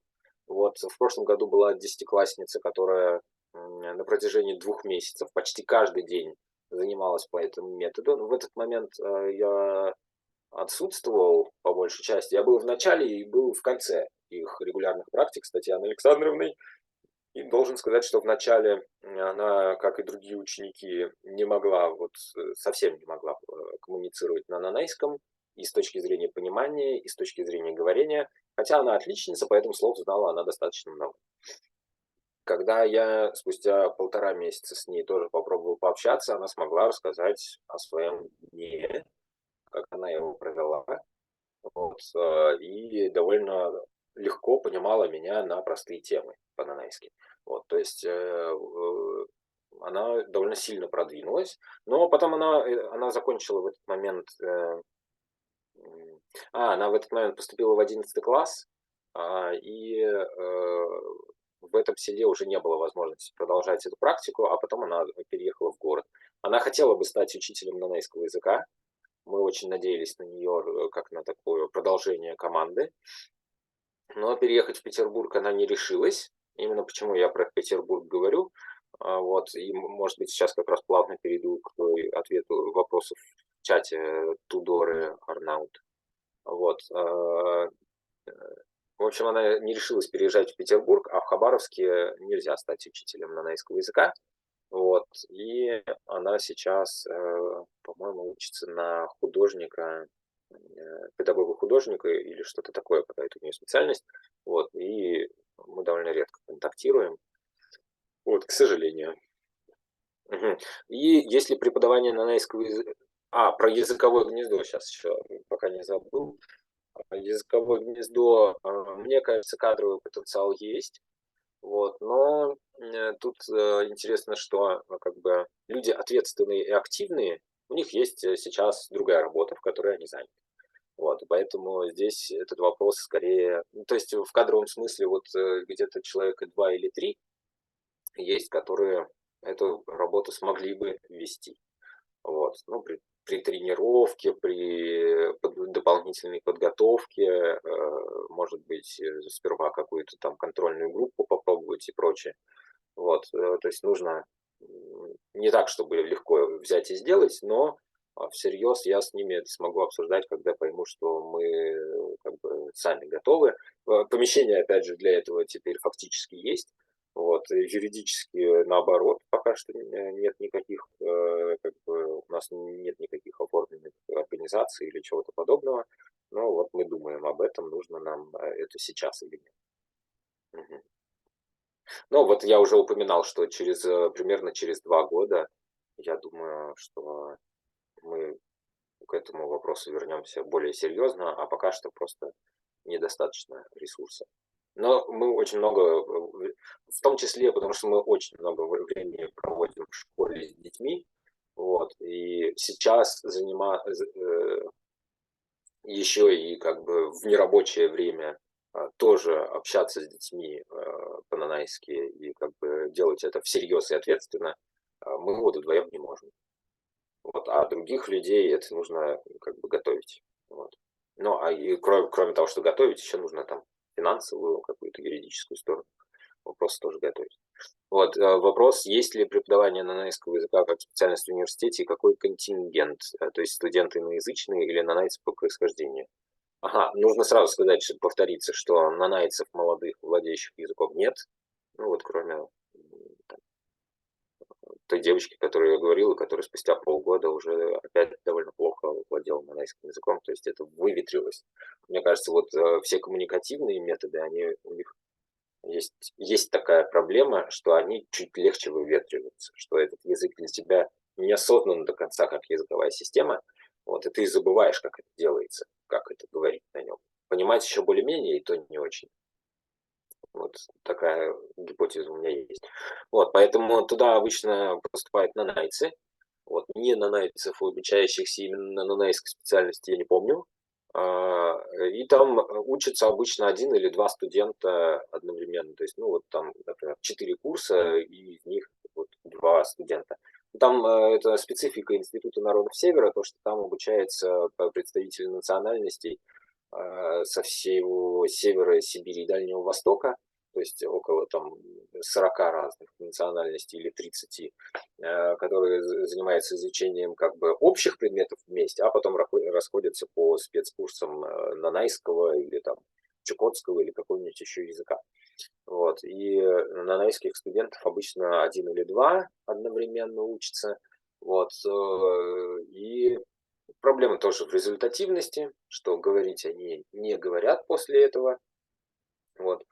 Да и в педагогике. То есть Институт народов Севера это неплохое место было когда-то с точки зрения изучения языков и педагогики. Сейчас из-за отсутствия конкуренции, видимо, этот институт дает и слабое владение педагогикой, и слабое владение языком, к сожалению. Вот. Я надеюсь, что это изменится в лучшую сторону. Но здесь еще важный фактор, что это далеко находится, и сейчас, мне кажется, нужно более гибкие подходы в этом направлении, чтобы можно было такую специальность получить и в крае. Но надо сказать, что у нас в крае есть по 2 другим языкам интересные примеры использования обучения им в среднем профессиональном образовании, но вот нанайского-то языка там нет. Это просто в другом районе, где далеко от места проживания нанайцев. Ну, здесь, конечно, у меня давно вот этот вопрос, мы его, конечно, так вслух не обсуждали, но он где-то витал, что вот эта странная история, когда ты из Нанайского села должен поехать в Петербург, то есть через всю Россию по диагонали, там ты должен отучиться. Но я как бы помню, когда мы были студентами, мы все равно там, допустим, на старших курсах уже искали какие-то подработки, там, пятое, десятое. И поэтому я думаю, что точно так же человек, который попадает в Петербург, ну, я не знаю, насколько там могут помогать родители, и не факт, да, то есть люди как-то начинают цепляться за вот эту питерскую жизнь наверняка, и не факт, что потом они уже где-то, если что-то найдут для себя, захотят обратно в деревню ехать учителем нанайского языка. То есть вот эта система, когда ты куда-то уезжаешь, ну, короче говоря, это очень странно, что у вас на местном уровне нет никаких возможностей, собственно, получить эту специальность и остаться у себя. Почему это не работает? И, может быть, это как-то могло бы заработать? Тогда, конечно, мне кажется, на пользу языку бы это пошло. Да, да. Ну, здесь бывает, конечно, и обратный фактор, что как бы съездить в Петербург это считается круто, вот, и кто-то, может быть, наоборот, по этой причине выберет Нанайский. Вот, что они там не стать инженером в Хабаровске или биологом, а полететь почему-то в Питер учителем родного. Так что и тут в неожиданную сторону могут они, эти факторы складываться. Вот. Да и вообще Хабаровск это все-таки, Петербург это все-таки такой центр, где легче найти, например, хорошего лингвиста, чем в Хабаровске. Ну, в обычном случае. Сейчас как-то вышло так, что наоборот. Вот, этот самый. И поэтому здесь, да, интересно. Ну, например, есть Ямало-Ненецкий автономный округ, в котором нет ни одного вуза. Вот, и он почти весь учится всегда в Петербурге. И Петербург в этом смысле это место, где часто можно встретить учащихся немцев, например. Вот, поэтому там какая-то вот эта вот тесная связь возникла, а здесь действительно не возникла. То есть человек уезжает, он становится оторванным отсюда, и потом либо остается там надолго, вот, либо возвращается сюда, вот, но как бы без серьезных каких-то навыков. Ну, здесь тоже сложно винить мне кого-то, я конкретных людей не хотел бы ни в коем случае обвинять. Вот. Ну вот, например, в нашем селе живет и учится один парень примерно моих лет, который учился в Петербурге. Вот. Так что он вернулся. Всякое бывает. Вот, поэтому такое. Мгм. Аника, был еще третий вопрос?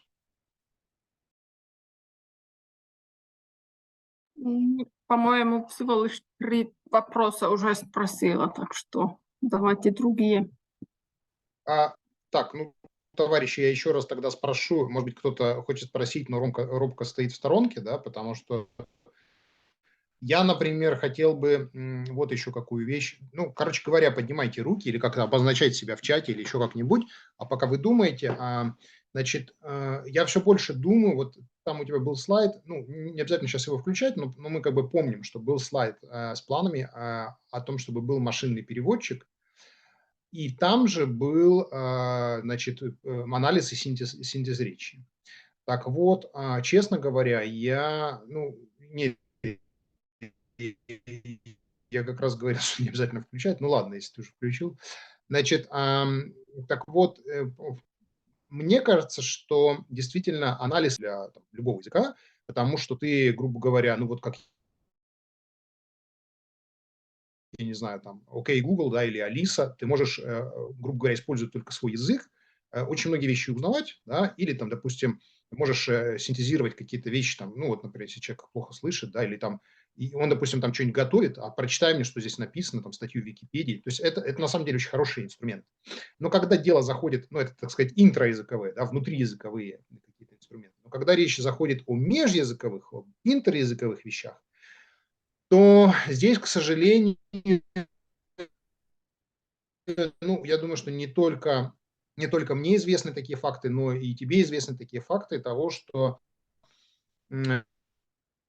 в условиях, когда у нас действительно, ну, допустим, я не знаю, я приходил в ФФ-школу и говорил с учительницей английского языка, говорил, значит, в свою школу старую, говорил, ну вот мы же были бестолковые, потому что мы как бы не понимали, зачем нам английский язык, а нынешние дети же сейчас могут там поехать в Европу, там, в Египет слетать там, в Турцию, и наверняка они же учат английский язык как бы хорошо, у них же совсем другая ситуация. Она говорит, вообще никто ничего не учит, потому что все домашние задания они приносят через Google переводчик. И как бы я вижу одни и те же ошибки, потому что, ну, как бы, я говорю, ну, что вы не хотите учить? Они говорят, а зачем нам учить, если у меня папа летал в Турцию, не зная слова ни одного по-турецки, он говорит просто в телефон по-русски, телефон говорит официанту по-турецки, потом официант говорит по-турецки. И, короче говоря, получается, что с вот этим развитием технологий, я не говорю, что они не нужны, но они очень опасны в том смысле, что, ну, ты же помнишь, вот, значит, в башкирских супермаркетах было, когда просто никто не заморачивался, перегнали через переводчик. И, как бы, и получается, что вообще любая мотивация учить язык у людей пропадает. Потому что зачем учить язык, если мы можем этим пользоваться? Поэтому вот мое мнение такое, что как бы то, что касается вот внутриязыковых технологий, это очень круто, это очень важно, там корпус, да, вот синтез, анализ и так далее, словари электронные, разговор, ну, в общем, все что угодно. Но как только мы говорим об автоматических переводчиках, мы ступаем на такую очень шаткую почву, и просто если будет хороший переводчик нанайского языка, то мне кажется, что все, о чем мы сейчас говорим, оно очень сильно как бы начинает шататься и терять смысл, потому что, ну, как бы, а зачем? Вот, я не знаю, это моя мысль, но мы здесь дискутируем. Да, я слышал об этой по идее и раньше. Вот, мне кажется, сейчас я еще больше убежден, что наоборот нужно развивать эти технологии, потому что как только пропадает эта граница, вот как ты говоришь, а зачем учить? И в какой-то момент возникнет вопрос, а зачем учить русский? Вот, то есть если человек прекрасно сможет знать нанайский, на нанайском языке получать образование, вот. И в какой-то момент он прекрасно сможет жить в обществе, где его вокруг везде обсуждают, этот самый, окружают русскоязычные, и не будет дискомфорта. Ну, в предельном случае понятно, что это, я не уверен, что такая ситуация когда-либо будет с любыми языками. То есть все равно какое-то совсем одном обществе. Для Гагаузии это важно, потому что я вот понял, что там много языков, и совсем не только русский, и совсем не только молдавский, но там есть и болгарский, что-то там еще интересные какие-то другие языки, украинский. Вот, и поэтому мне кажется, что наоборот, вот, то есть понятно, что ты в какой-то момент хочешь каким-то барьером заставить что-то работать, например, перевод официальной сферы. Но у него есть и другие способы заставить это работать, это чтобы качественный перевод был, чтобы человек был ответственен за тот перевод, который он сделал. Если мы говорим про школьные уроки, ну, значит, надо домашние задания другие давать, вот, которые действительно будут человека мотивировать. Вот, то есть, ну, я вообще домашние задания, что-то там куда-то перевести, ну, правда, я не до конца уверен, конечно, в правильности собственной педагогики, наоборот, у меня сплошные сомнения, что я всегда все делаю очень неправильно. Вот, но как бы я скорее не задам такого задания. Я могу задать задание там, типа того, что с бабушками, дедушками, что-нибудь. Вот последний раз по литературе я задал отправиться и разузнать все, что ваши бабушки и дедушки знают о таком-то авторе. Вот, и желательно, чтобы они по-нанайски это рассказали. Или, ну, какие-то более творческие могут быть задания. То есть нарисовать комикс, ну, пожалуйста, пользуйся переводчиком, вот, а потом вместе подкорректируем то, что там получилось не так. Но пока ребенок будет писать эти всякие комиксы и так далее, у него тоже что-нибудь там осядет. То есть мы переводчик, просто не делаем его барьером. Это точно так же, как когда ученикам напрочь запрещают пользоваться телефонами на уроках, чтобы они ничего не гуглили, это говорит о том, что их учат в ряде случаев чему-то бесполезному. Если можно нагуглить столицу Турции за 2 секунды, то, наверное, ее и не нужно знать наизусть. Вот, то есть вот это зубрение фактов, оно еще лет 100 назад, оно было важным. Вот, а сейчас, наверное, уже нужно по-другому выстраивать. Значит, нужно больше заниматься развитием творческих способностей. Ну, давайте через нанайский язык развивать творческие способности. То есть я как бы вот в эту сторону скорее думаю, что раз это инструмент, вот, то, может быть, просто то, где кажется, что этот инструмент работает в минус, это значит, мы просто более правильные инструменты не используем. Как-то так. Гюлю наконец-то обозначила себя. Пожалуйста, Гюлю. Я просто не могу найти, где эта рука. И если это получилось, это уже прогресс. Хорошо, вот мы видели, красивый план был у вас, грандиозный план на будущее. А кто вас финансирует? Откуда вы берете финансы? Да, сложный вопрос. План – это или мечты, но из-за того, что что-то пока что уже получается делать, я скорее думаю, что это план. Вот. Но повторюсь, что сейчас никто не финансирует. Вот. Мы сами пробуем что-то где-то участвовать. Вот мы участвовали в одном гранте, президентском гранте на 4 языка. Вместе с другим лингвистом я активно прорабатывал идею этого гранта. Вот. Его выиграла общественная организация, которая с нами взаимодействовала как с экспертами. Вот, и получилось таким образом раздобыть какое-то количество денег, которые мы потратили и на дом, вот, на оборудование дома, и на поддержку команды, то есть людей, которые с нами активно, ну, со мной активно участвуют, несколько человек, как бы я нанимал или просил что-то сделать, вот, и таким образом это как раз вот за счет чего команда терпит своего капитана, да, пирата. Вот. Из-за того, что вот, например, в одном случае, ну, как минимум в одном случае получилось раздобыть каких-то денег. Вот. Например, мы сняли около 40 видеороликов на нанайском языке, довольно коротких, на простые темы. Мы почти выдумывали их, выдавливали из себя эти темы. Иногда за один день снимали по 8 видеороликов и совершенно выдыхались все. Стояло жарище и все остальное. Но сейчас за каждый ролик там где-то 2000, по-моему, приходило нам денег. Вот, если говорить о коммерческих тайнах. Вот. И сейчас на нанайском языке вот около 40 роликов доступны. Еще 5 лет назад на нанайском языке было доступно одно видео в Ютубе. Вот сейчас вот эти 40, еще сколько-то, ну, в общей сложности чуть больше 50. Вот, и как бы я считаю, что это неплохой рост. Вот, что будет в будущем, не знаю, но сразу могу сказать, что я сейчас с разными заинтересованными лицами обсуждаю эти идеи, потихонечку знакомлю их с этой фантастикой, вот, и они соглашаются, что не такая уж это фантастика. Например, одна из самых таких фантастических идей, которая прошла мне недавно в голову, когда я думал о профессиональном образовании на нанайском языке. Во-первых, я понял, что очень часто люди делают какой-то акцент на высшем профессиональном образовании. И я понял, что это потому, что сами люди, которые говорят о языковом профессиональном образовании, они, скорее всего, с высшим образованием, скорее всего, филологи. Вот, то есть вот из нас здесь наверняка большая часть это люди с высшим образованием и, возможно, филологи. Вот, и получается, что они, когда думают об образовании, у них в голове сидит высшее образование и филология. Вот. А мне кажется, что, учитывая сельскую местность, в ваших условиях, я так понял, что это тоже в основном молодежь в сельской местности, мне кажется, в сельской местности для молодежи более актуальны прикладные профессии. Парикмахер, маникюрша или маникюрш, как это правильно говорится, вот, программист, сварщик, дизайнер.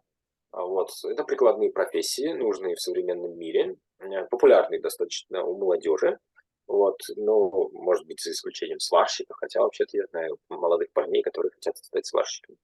Вот, и может быть, существование колледжа на гагаузском языке с этими профессиями окажется более важным, чем наличие возможность получить филологическое или даже, не знаю, там, ядерная физика. Вот я сомневаюсь, что туда поступит, во-первых, много людей, во-вторых, что они найдут себе профессию, будут конкурентоспособны, что на гагаузском языке легко создать всю эту терминологию и прочее.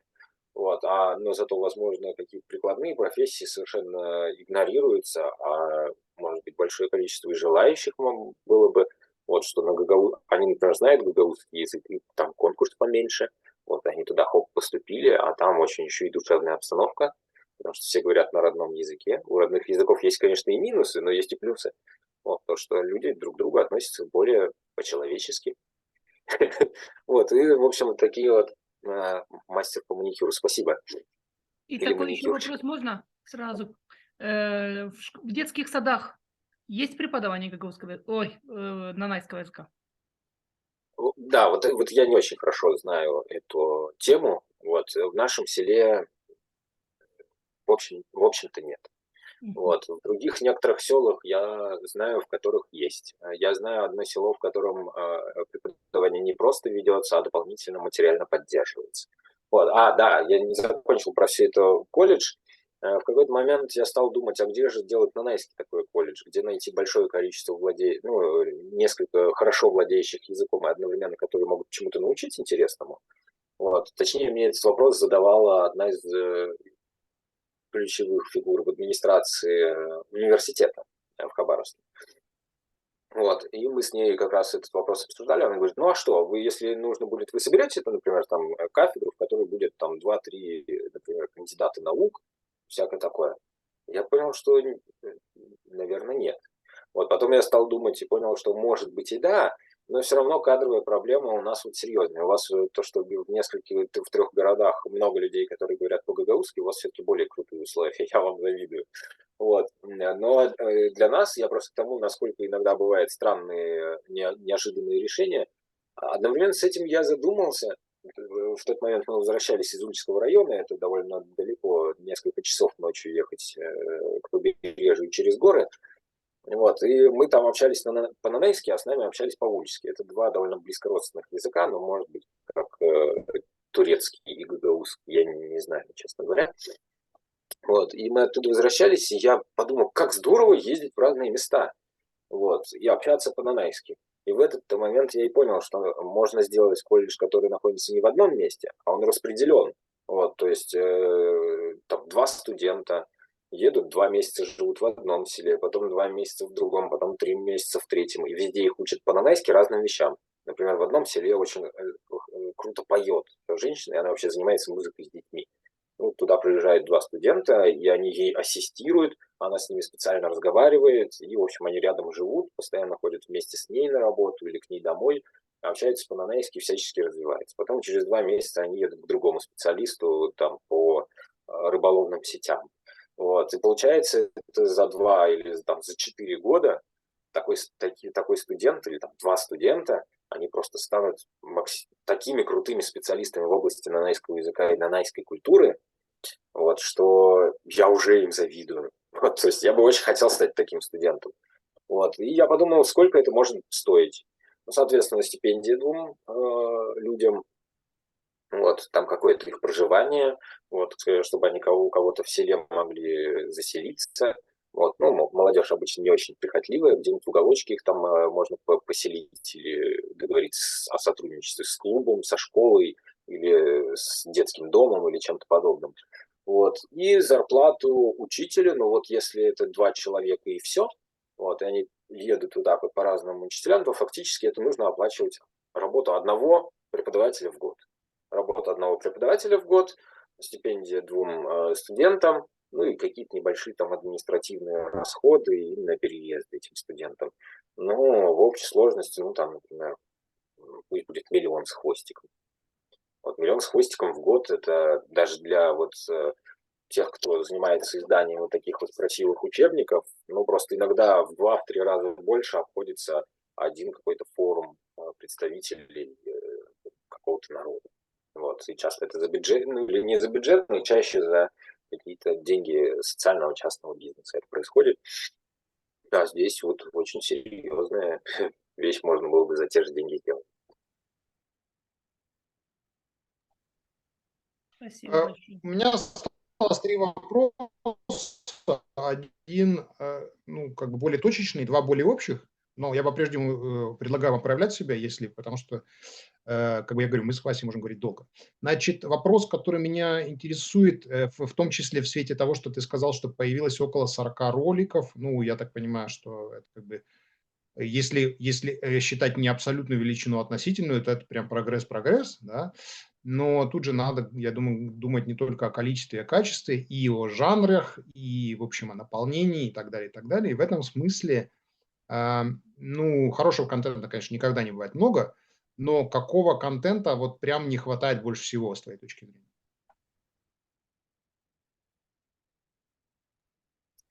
Ага. Какого контента?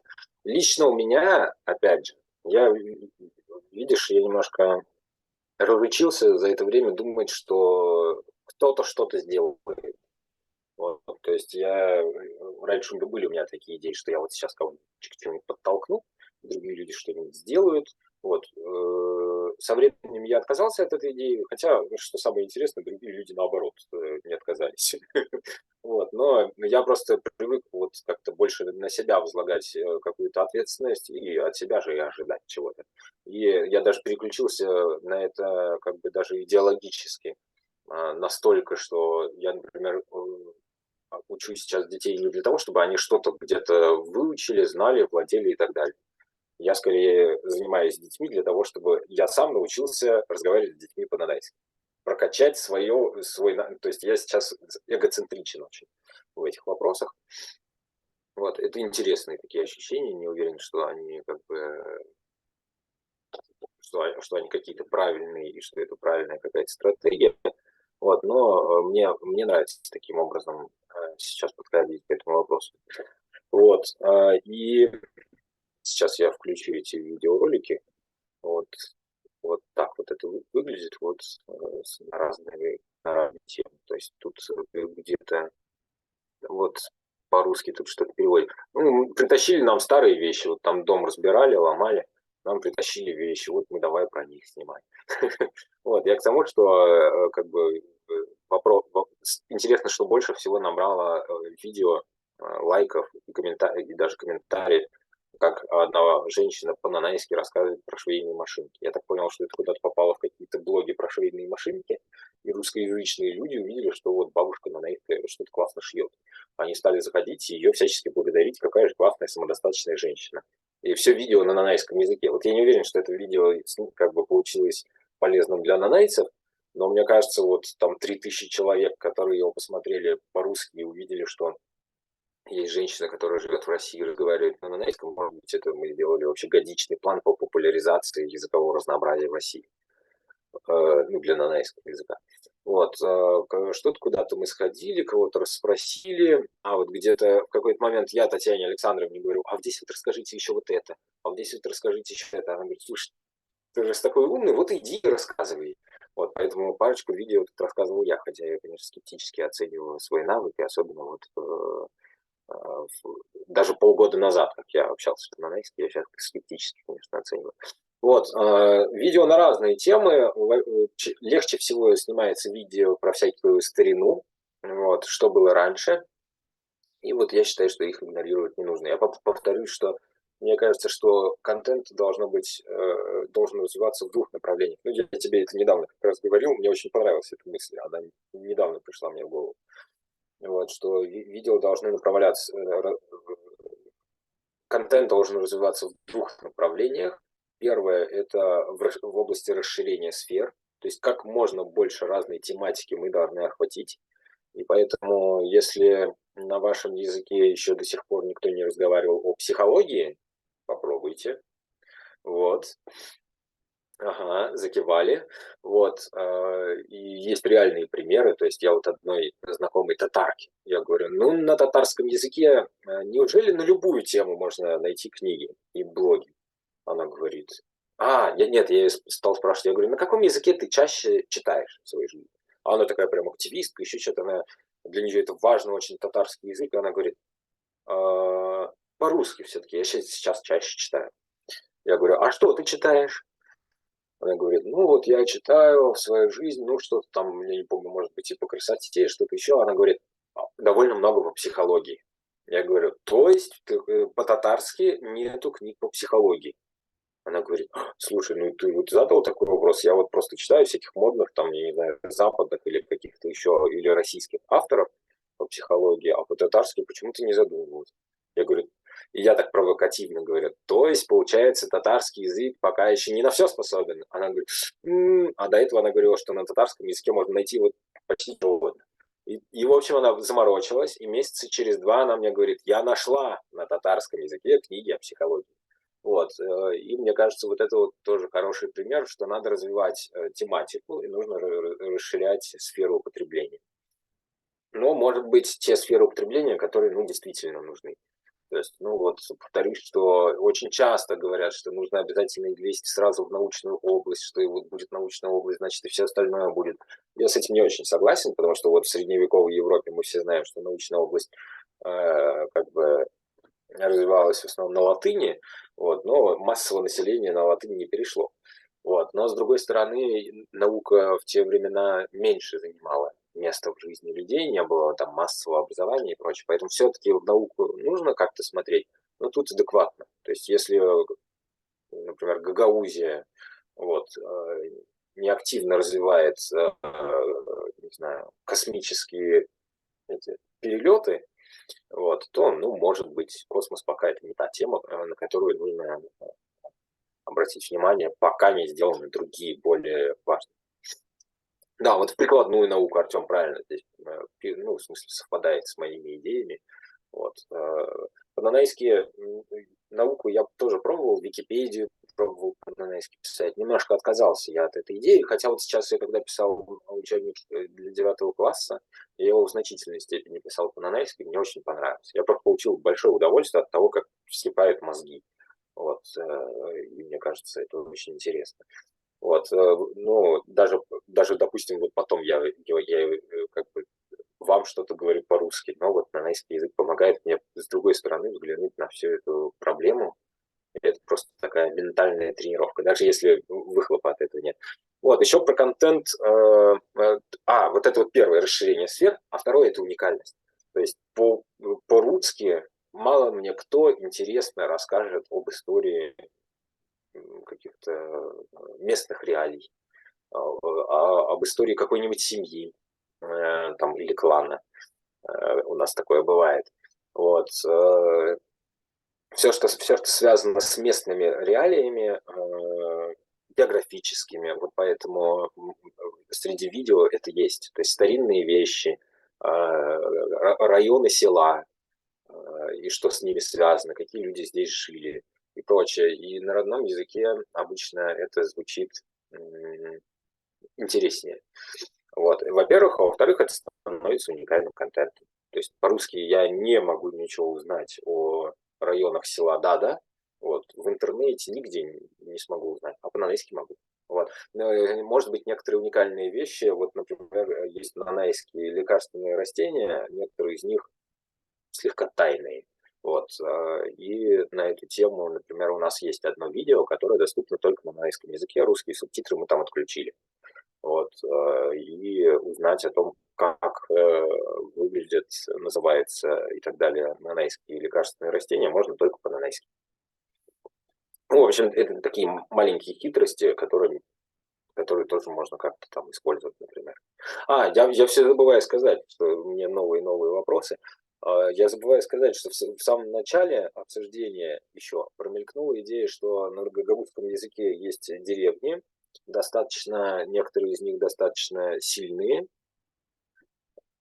Так, а меня слышно, да? Люлю просто зависла. Ага. Вот, некоторые из них достаточно сильные, но раз у вас есть 3 вообще-то деревня ориентирует всегда на город.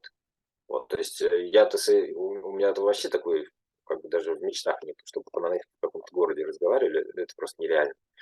Вот, поэтому, ну, единственное, чего можно желать, чтобы нанайцы, которые живут в городе, у них тоже была бы возможность выучить нанайский язык и где-то на нем общаться, и поэтому можно создавать такие, ну, фактически землячества, или, как это сказать, забыл слово, когда диаспора, почти вот как диаспора, чтобы они жили, могли встречаться, собираться, и какой-то нанайский языковой дух царил в городе.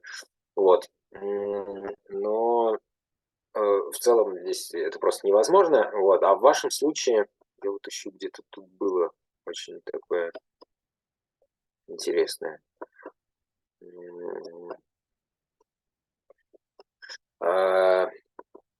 Ладно.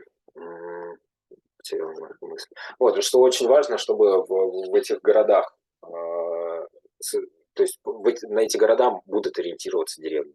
Потому что люди из деревень, они часто приезжают в город или учиться, или вообще переехать, или что-то еще. И вот в этом случае их должно подхватить гагаузоязычное какое-то пространство. Пусть не весь город говорит по-гагаузски, но все знают, что вот в таких-то кафе говорят по-гагаузски. Там-то, там-то собираются языковые клубы, где классно, интересно, можно поиграть в настольные игры, можно посмотреть гагаузское кино по пятницам, по средам там собираются взрослые со своими детьми молодыми, например, по субботам там собирается молодежь, чтобы поиграть в настольные игры. И вот несколько таких мест в городе, они могут довольно сильно, и гагаузы, которые приезжают из села, они знают, что они просто в этот клуб могут прийти, вот, поболтать со своими, и это может им помочь потом дальше в их какой-то жизни. То есть, может быть, им работу там подкинут или что-то еще. То есть это должно работать как там форум для своих, там, ну вот это вот какое-то, это такая вот какая-то поддержка, но она происходит через гагаузский язык. То есть не только мы поддерживаем всех гагаузов и давай дальше по-русски, чтобы всем было понятно. Вот как только начинается, чтобы всем было понятно, вот, и вообще вот идея межнациональный, в России слово межнациональный равно русскоязычный. К сожалению, так стало. Вот, я не против и всячески приветствую, когда кто-то не нанайцы изучает нанайский язык. Вот, но вот здесь вот у нас был опыт разговорных клубов, в которых мы просто создали в итоге две, но лучше три, создавать разные группы, разные направленности. Одно из них это разговорный клуб, где никто не делает скидки на то, понимает кто-то, не понимает, может ответить, не может. Если тебе не нравится что-то, вот при тебе говорят на нанайском языке, а приходили частенько люди, которые говорили, а вот переведите, а вот мы не знаем, там кто-то из молодежи или кто-то из русских. Вот, и мы всегда говорили, приходите в 5. Вот в 3, извините, вот мы говорим по-нанайски, и как бы вам придется или подождать, или чай попить, или хотите сидите, слушайте. Вот, но пока вы не говорите по-нанайски, ну, у нас здесь не говорят по-русски, вот в 3 часа не говорят. Приходите в 5. Вот, и мне кажется, это хороший такой опыт, что удается создавать языковую среду, но иногда вот такими жесткими методами. Максимально жесткие, что у нас было. Я вспомнил, наконец, что я здесь хотел сказать. У меня же вот здесь вот есть всякие штуки, как бы, что нужно исследовать для того, чтобы понять. И у меня здесь есть очень интересная такая штука про как бы как провести исследование того, что о состоянии языка. Я в этом году буквально собираюсь по 3 языкам, это у меня по работе такая задача. Вот, и начальница вышла уже. Нет, вот здесь есть. Вот. По работе у меня, соответственно, одна из главных задач моих в этом году – это сделать описание 3 языков, достаточно подробное, более подробное, чем есть сейчас у меня в голове, даже про нанайский. Вот. И вот это вот все надо исследовать. Это вот ключевой для меня сейчас слайд. И здесь есть интересно, то есть мы исследуем, как же существует язык, что нужно мониторить, как мы поймем через несколько лет, куда меняется ситуация. Вот, то есть сейчас это пока что вот работа нашего центра, это скорее какая-то теоретическая работа. Вот, в области практической реализации у нас поддержки на данный момент нету. Вот, поэтому мы изучаем, как это должно существовать в мире идей. Вот. Но, тем не менее, если, допустим, реализуется языковое планирование по конкретному языку, мы должны увидеть, что со временем что-то меняется. А что именно делать, какие приоритеты? И вот здесь вот последний анализ и приоритеты, и там есть приоритетные локации. Вот, то есть откуда начать деятельность. И вот здесь, мне кажется, есть два типа приоритетных локаций. Одно – это где лучше всего говорят. Вот. То есть вы называли, там какая-то отдельная деревня на отшибе есть, еще где-то, где лучше всего люди владеют гагаузским языком, где он у них в активе и прочее. Вот это локация, в которой имеет смысл начинать работу, и работу с точки зрения такого донорского подхода. Вот, то есть это вот та локация, которая может дать большой ресурс. То есть посадить несколько человек за переводы книг или фильмов, или мультфильмов. Детей научить создавать простенькие любительские мультики. Взрослых научить для взрослых или для молодежи проводить театр. То есть чтобы они умели, ну, это просто для них интересно. Театр это всегда интересно для взрослых людей, для социализации, для работы с молодежью. Но он будет проходить на гагаузском языке. И хорошо, в этом селе большинство владеет гагаузским языком. А вы сейчас просто это будете проводить театр для того, чтобы людям было прикольно, классно, интересно. А может быть, через несколько лет из-за этого получится снимать серьезное профессиональное гагаузское кино. А пока нет актеров, и кино не будет. Вот с нанайским языком, например, беда. Ни одного профессионального актера. А у мансийского языка есть несколько актеров.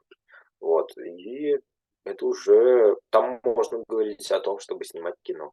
Ну, правда, там недавно как раз снимали кино про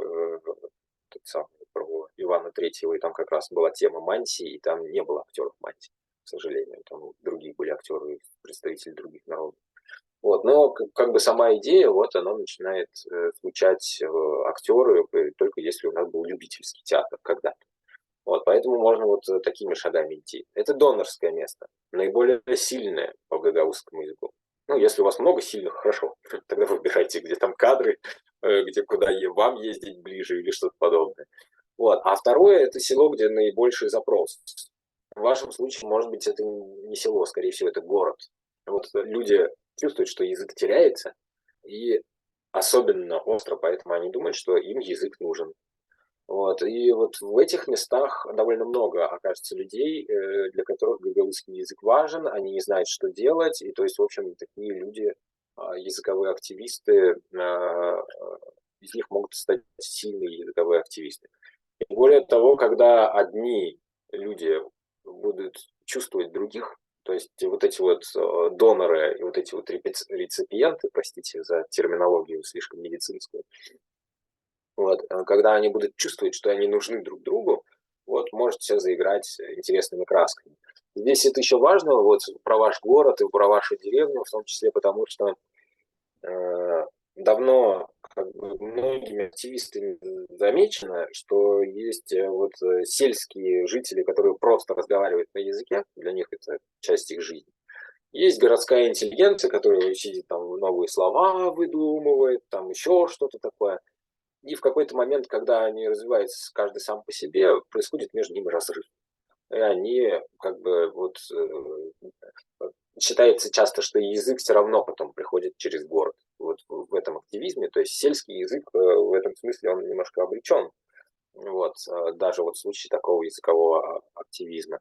И поэтому, может быть, именно таким образом, вот у меня недавно появилась идея, может быть, именно таким образом получится обеспечить их связь. Вот. Но это я больше думал про языки Дагестана, но вот для вас, учитывая, что у вас 3 гагаузских города, мне кажется, это очень такая интересная идея. То есть вот в городе для тех, кому не хватает языка, создать языковую среду, вот, и в эту среду подтягивать тех, кто из сел, вот как раз, как я говорил, через там языковые клубы, еще что-то. И наоборот, эту интеллигенцию, как удмурты, вывозить в какие-то села, проводить какие-то интересные всякие, выехать и устроить 2-недельный лагерь. Или школу по снятию видеороликов. Или что-то подобное. И тогда село, жители сел, они увидят, в городе новое веяние. Теперь по-гагаузски как бы модно разговаривать и приезжать и чему-то такому интересному обучать. И через какое-то время люди просто попривыкнут, что гагаузский язык в городе это как бы норма. Ну, на самом деле, конечно, вопрос был про контент, но просто Вася немножко в своем стиле рассказал про все, что можно было к этому Спасибо прицепить. большое. А я просто хотел Ужасно. сказать, что у нас присутствует юный видеоблогер Катя, да, и мне кажется, что те вещи, которые говорил Василий, как раз можно было бы применить. Вот мне очень понравилась идея того, чтобы зацепиться за какие-то локальные вещи, которых нет на русском языке, и, наверное, по-русски об этом рассказывать ну, как бы сложнее. То есть, может быть, за какие-то географические особенности Гагаузии, да, там, ну вот, например, в селе Тулия есть каньон, про который было бы очень интересно снять какой-нибудь ролик. Мне, например, очень интересна тема гагаузских фамилий, потому что в отличие от многих других, ну, скажем, от многих народов Российской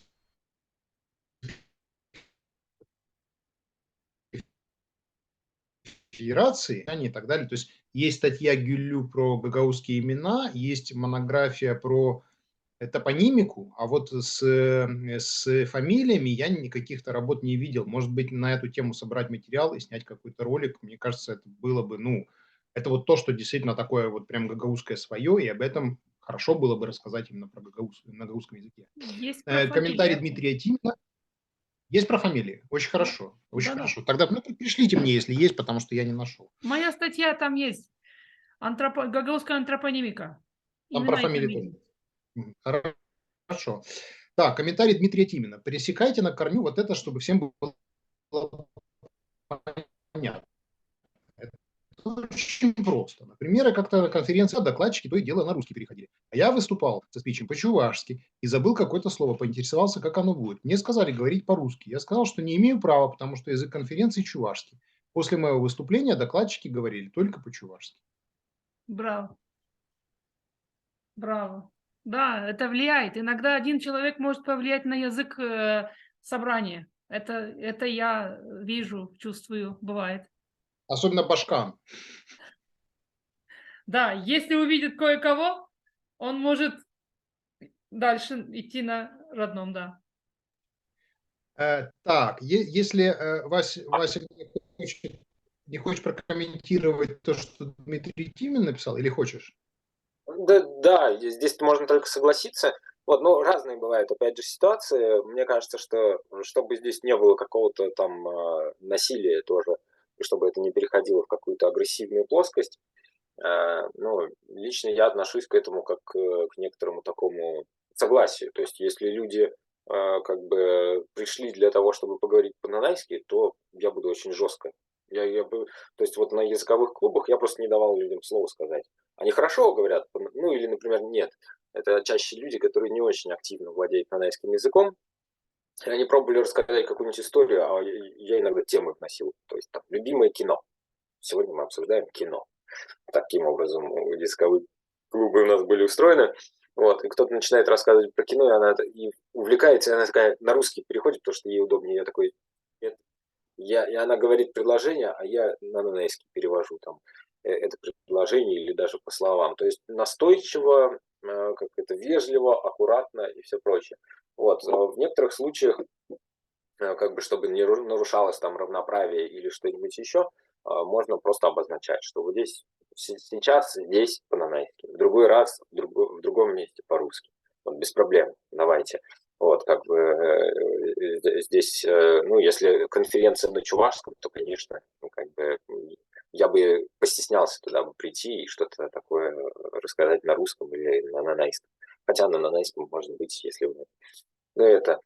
Да, здесь можно согласиться. И по поводу настойчивости одного человека тоже это замечено. Ну, я как бы повторюсь, что я не очень хорошо владею нанайским языком. Как бы я пока не хвастаюсь. Надеюсь, что когда-нибудь я смогу сказать, что я хорошо говорю по-нанайски. Вот. Но, тем не менее, я не сдаюсь. Я говорю коряво. Люди на меня, когда смотрят, они думают: о, Господи, сейчас он выдаст. Особенно поначалу. То есть сейчас как-то уже полегче. Вот. Но из-за того, что я выглядел, ну, достаточно смешно, но не сдавался. Мне кажется, это стало влиять и на других. Вот другие поняли, что как бы, ну, ничего страшного. Вот он старается, я тоже постараюсь. Вот что-то такое. Вот, может быть, у вас, Дмитрий, тоже как-то так сработало именно, что они увидели, что, ну, блин, человек не сдался. Вот, а что я буду сдаваться? Вот, это интересно. И еще мы с Татьяной Александровной как бы настолько часто одно время со всеми всюду говорили по-нанайски. Ну, просто сейчас мы реже как-то, как бы каждый сам по себе немножко. Вот. Что в какой-то момент там одна женщина, там директор школы, еще кто-то, они говорят: ой, я когда кого-то из вас вижу, у меня инстинктивно охота по-нанайски начать говорить. Вот. Ну, потому что мы просто всех немножко это подзадолбали вот этим вот, в хорошем смысле. Вот. Ну, хотя разные по-разному. То есть кто-то из пожилых людей, глядя на то, как я говорю по-нанайски, они кривя, они говорят, уши вообще в трубочку сворачивается, ты на русский перейди. У меня вот, особенно с моей соседкой, очень авторитетной в былые времена женщины, сейчас просто она очень пожилая. Вот. И она в ряде случаев как бы надо мной просто издевается. Она может из раза в раз отвечать мне по-русски специально, чтобы подчеркнуть, насколько я плохо говорю по-нанайски или что-нибудь еще. Но я не сдаюсь. И там спустя 1,5 года она уже ко мне относится чуть лучше. Это вот соседка, и вот 1,5 года. Вот. Я к тому, что мне кажется, что если вы что-то такое решили, вот, и делаете это настойчиво, доброжелательно, терпеливо и все остальное, вот мне кажется, это какой-то прямо такой путь, который должен помочь. Так, ну и два общих вопроса. Опять-таки, если у коллег нет своих вопросов, потому что я говорю, что я всегда... Иногда какие-то вопросы рождаются в процессе обсуждения, поэтому я всегда готов подвинуться. Значит, ну, люди, которые присутствуют на наших семинарах, знают, что я люблю эти вопросы. Представим, что у тебя есть миллион. Не рублей, конечно, потому что 1 000 000 рублей, я уже понял, что это можно учителя туда-назад, значит, повозить, и он кончился. У тебя есть $1 000 000. На что бы ты этот 1 000 000 потратил, как бы ты его распределил на нанайский язык? Мгм. Много. И не готов. Этот самый. Но как бы мне кажется, что м, одно из важных, это чтобы я бы, может быть, даже по большей части внутри одного села. Вот мне очень стало нравиться мыслить границами одного села, потому что ты четко понимаешь, где... Может быть, это ошибка, конечно, планирования самого, что я не знаю, что там в других селах происходит, и мне сложно за них что-то такое говорить. Хотя мы иногда делаем выезды в другие села, но опять же из-за эгоцентризма я могу сказать, что поехать в другое село и основать там языковой клуб, чтобы он дальше функционировал, развивался сам по себе и так далее, и так далее, я это сделаю для того, чтобы мне самому в следующий раз туда приехать, и они классно бы разговаривали по-нанайски, и мне бы помогли говорить по-нанайски. То есть я, опять же, не для них это делаю, я это делаю строго для себя. Мне очень стало нравиться эта моральная идея. Вот. Короче, наверное, я бы посадил бы ряд людей создавать, переводить и так далее контент. Вот. Если бы у меня уже были деньги, не факт, что я вообще думал бы о языковом законодательстве. Такая вот интересная мысль. То есть, если бы у меня не было денег, то я бы хотел какого-то языкового законодательства, обеспечения, чтобы кто-то что-то там был обязан делать, там еще что-то такое. Вот, чтобы были деньги. Вот, но если уже есть деньги, может быть, я бы меньше на это время тратил. Ну, что-то там такое попробовал бы. Вот. Да, вот Дмитрий, кстати, верно подмечает, что уже есть 15-летний план. Вот. Но мне, по крайней мере, самому легко было бы действовать в области создания и перевода контента. Вот. В области частного детского сада на нанайском языке то же самое, что языковое гнездо. Вот. Да, среднее профессиональное образование на нанайском языке. Вот. И одновременно это все в селе дало бы рабочие места на нанайском языке. И на рабочем месте, естественно, хорошо было бы разговаривать на нанайском языке. Вот. Ну, наверное, вот из совсем таких приоритетных и лежащих на поверхности вещей, сейчас я посмотрю, что у меня там еще важно. Ну, какие-то айтишные дела, вот, но с учетом того, что много людей сидит, записывает, переводит, и вообще, ну, как бы, они фактически создают большое количество нанайской речи. Вот, да, то есть, если говорить так вот примитивно, за деньги. Вот. И если они это делают, то дальше уже как бы айтишников подключить вообще ерунда. То есть сама работа там программиста. Даже сейчас вот мне там один программист недавно, который сделал переводчик, Рзянский, по-моему, переводчик он сделал, имея ресурсы. Вот я ему говорю, а сможем делать на нанайский, если то-то, то-то, то-то, то-то и то-то. Особенно если будут ресурсы переводных всяких мультиков, книг и так далее. Он говорит, да не вопрос. Там вплоть до волонтерских начал. То есть он говорит, ну, давай я сделаю, мне как бы не жалко. потрачу там неделю на тебя.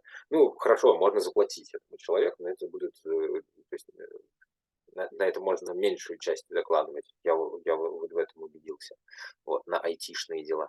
Ну да, существование СМИ, вот какие-то такие вещи интересные были написаны. И как бы не обязательно, вот если есть деньги, опять же, не обязательно есть в образование. Пускай оно там все существует. Можно свою отдельную частную школу сделать или какой-то развивающий центр. То есть, ну, вот, допустим, в школе они там что-то где-то просто нанайский язык как-то учат. Опять же, если этот предмет остался, но рядом в этом же селе появился центр, в котором нанайскому языку круто учат, на нанайском языке там дети разговаривают и все остальное, школа вынуждена будет как-то под это подстраиваться, конкурировать и прочее. Но хотя вот такой ситуации я не вижу в Ведлозере, это меня печалит. То есть там есть дом карельского языка, там есть продленка на карельском языке, а школа не шевелится. Вот, в школе, то есть сейчас появляется в школе, в первые классы идут дети, которые довольно хорошо владеют карельским языком. А в школе даже как предмет карельский язык, по-моему, не представлен или представлен очень слабо. Но это, видимо, еще зависит просто от администрации школы. Вот. Мне кажется, что администрация Ведлозера несколько упускает свой шанс быть хорошей администрацией. Вот, потому что она не совсем, соответственно, обеспечивает запросы населения.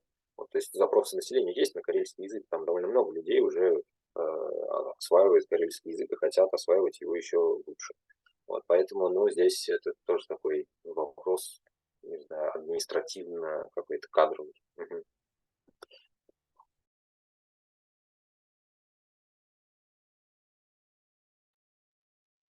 Ой, Артем куда-то вылетел, что ли? Ну, короче, если деньги собираются откуда-то прийти, то я напишу, конечно, смету какой-нибудь на $1 000 000. Вот, но мне кажется, что да. Это, конечно, вопрос о приоритетах, вот, но тоже можно подумать для гагаузского языка. Я готов к каким-то обсуждениям приоритетов.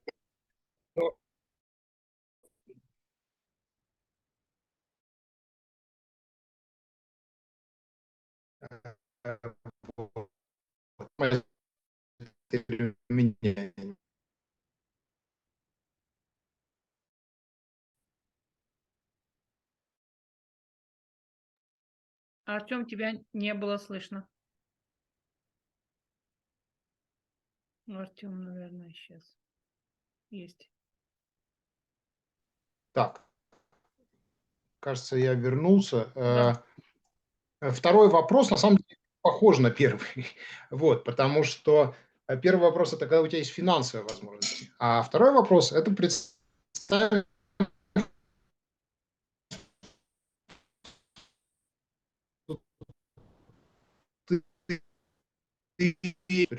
решает, потому ресурсы, возможности и так далее. Вот прям тебе там сказали, вот делай, что хочешь. Ну, как бы в этом смысле, да.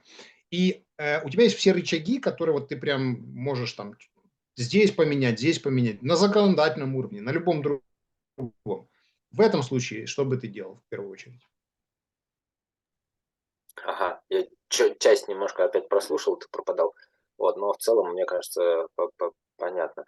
То есть у меня есть административные какие-то ресурсы, но вот мне кажется, что я как раз наоборот. Я бы пошел в область там, административной и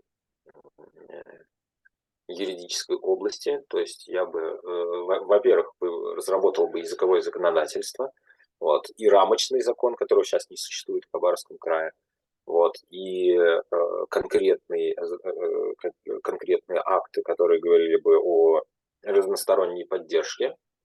Вот. Во-вторых, что важно, я бы проработал, это часто упускает при языковом законодательстве в регионах России, я бы проработал систему именно включения активных жителей, и носителей, и языковых активистов. То есть, чтобы они легко могли найти себе способ реализации. Вот, то есть небольшие центры, ну вот мы на работе это прорабатываем, в принципе. небольшие локальные центры в Нанайском ареале. Это место, в котором работает там 2-5 человек, которые заняты, которым тоже дается разные задания там, по переводу контента, по насыщению. Ну, тут все очень хочется сказать по заданию, по написанию интересных книжек, но так оно не делается. Вот сложно стать писателем по заданию. Вот. И поэтому здесь, наверное, гораздо лучше система, говорят, в советское время такая была система где-то, вот, что ты, например, часть года ты переводишь книги, фильмы, мультфильмы и прочее. А еще у тебя есть достаточно длинный творческий опыт, 3 месяца. Вот. И творческая личность, хорошо владеющая словом, языком, вот, ну, с большой вероятностью будет писать книги, например, драматургию, сценарий для фильмов. Вот. И когда таких людей будет много, то, значит, и качество вырастет, потому что будет какая-то конкуренция. Вот. То есть я бы сделал бы такие центры, и более того, в такой центр может прийти любой человек и тоже какую-то проявить инициативу, как-то самовыразиться на языке, вот, найти работу, в конце концов.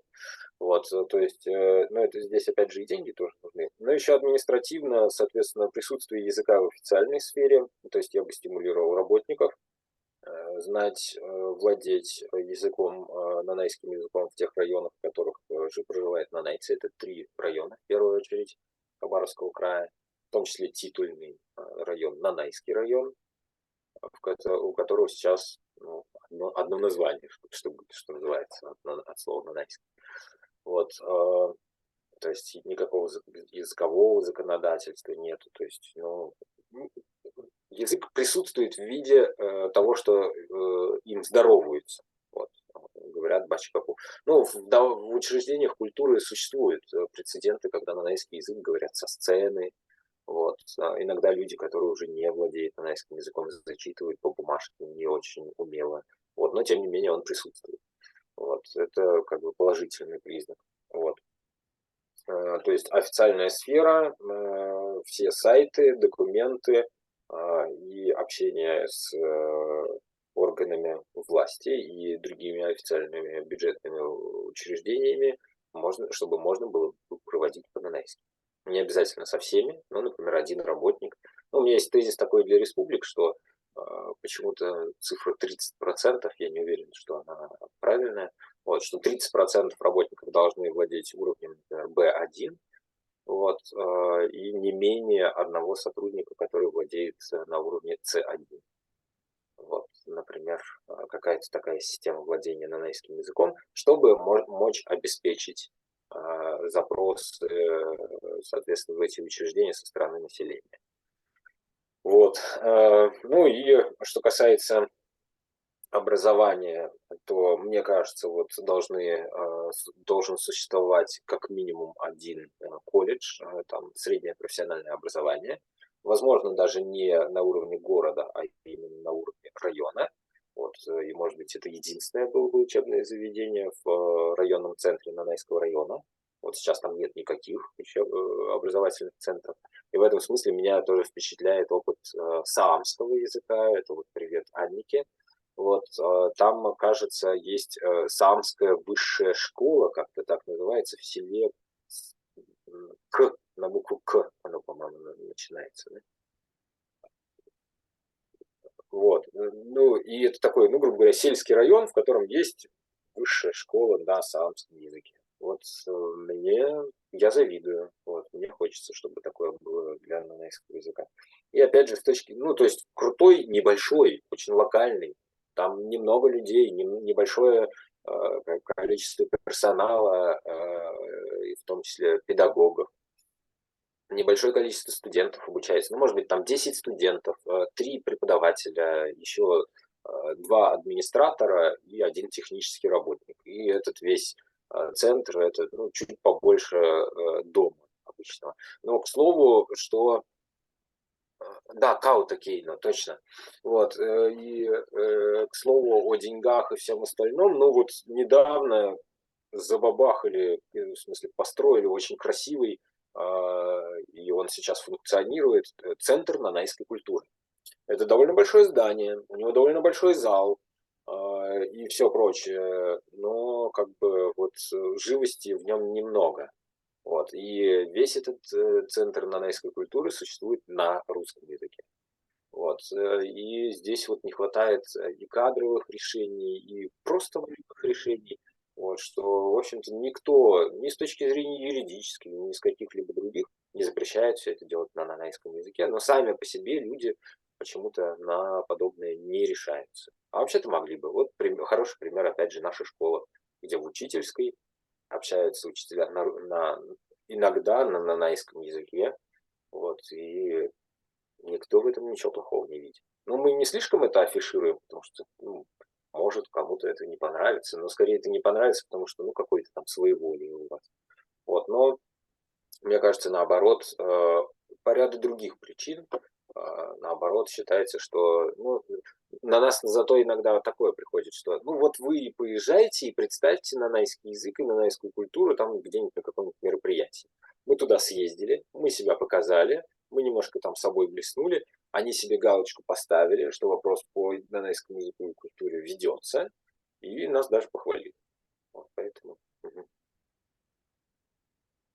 Вот Анника, да, работает именно очень здорово. Я про вас недавно гуглил, мне очень... Я вам завидую.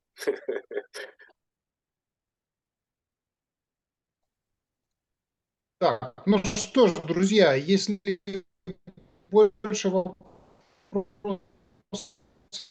нет, я думаю, собеседник, я, конечно, сейчас я категорически не согласен с очень многими вещами, которые делает Вася, я просто не согласен. Главное, что есть, это стратегическое мышление, потому что очень часто языковые активисты говорят, вот, ну, то я там делал, грубо говоря, музыку, да, или там я занимаюсь преподаванием.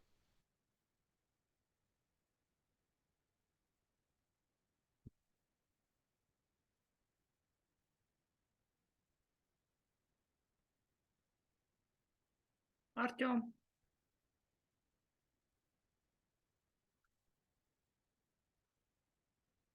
Артем выпал. Меня слышно? Да, Угу. Ну вот Артем появляется, выпадает.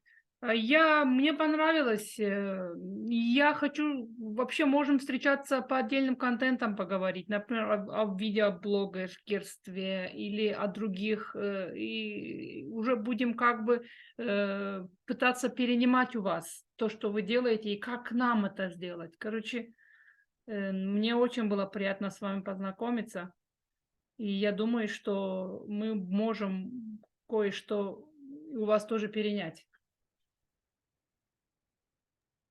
Да, спасибо. Ну, да, мне как бы, чтобы не выглядело это как сплошное хвастовство, я, конечно, как бы проговариваю, что у меня у самого это все на этапе развития, я об этом, может быть, красивее рассказываю, чем оно есть на самом деле, вот, но, наверное, главное, да, в какой-то момент, я помню, мы обсуждали, что же сделать для того, чтобы развивать там удмуртский язык, вот, и один мой знакомый сказал, что ну вот выделили бы какой-нибудь грант съездить, посмотреть страну басков, как у них там все происходит. Мгм. С одной стороны, я согласен, с одной стороны, это для вдохновения нужно. И вот в том числе я пришел вам рассказывать про нанайский язык, хотя он не сильно похож по ситуации на гагаузский язык. То есть, ну, просто посмотреть, как еще можно сделать. Но с другой стороны, я понял, что главное это не... Главное это самому вести эту деятельность. То есть вот там я не умел совсем снимать мультфильмы. Вот, а просто эта проблема свалилась, что надо было что-то сделать интересное с подростками на мансийском языке. Вот, и мы подумали, что ну давайте сделаем с вами мультфильм. Я научился мыслить, что нужно делать, чтобы снять мультфильм. Вот, в этом смысле просто как бы учишься делать все новые и новые вещи, и именно как бы развиваешься, занимаясь этой деятельностью. Вот, наверное, это самое важное, что не пытаться осмыслить это теоретически, что нужно, а что не нужно. Вот, просто берешь, делаешь и учишься на своих ошибках. То есть мне кажется, что если бы я не совершал много-много разных ошибок, то ничему бы и не научился. Вот, и поэтому просто, как это сказать, я, конечно, готов приходить что-то такое рассказать, поговорить и в чате, и здесь. Вот теперь мы знакомы, я тоже, мне очень приятно с вами познакомиться, и с вами лично, и с остальными, даже с теми, кого не вижу. Ага, ага. Вот, я рад с вами познакомиться, и по отдельным каким-то вопросам с удовольствием еще тоже поговорю. Они, может быть, даже более интересны, чем все это стратегическое. Оно слишком общее, а слишком общие вещи я не люблю. Чем они более точечные, вообще-то, тем мне больше нравится. Мгм. Нет, но стратегия все равно должна быть, потому что если ты, грубо говоря, работаешь по какому-то одному направлению, да, ты как бы, ну, видишь деревья, но не видишь леса. А вот когда есть некоторые планы, ты понимаешь, что вот здесь мы делаем, а вот здесь еще не хватает, и было бы хорошо, ты, по крайней мере, понимаешь, что тебе нужно для дальнейших действий. И в этом смысле, конечно, мне кажется, что очень важно было пригласить Васю, потому что Вася именно ты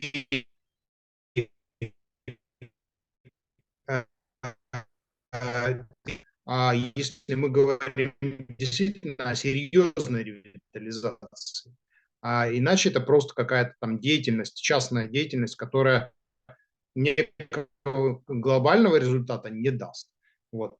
Поэтому, конечно, по конкретным направлениям тоже надо говорить.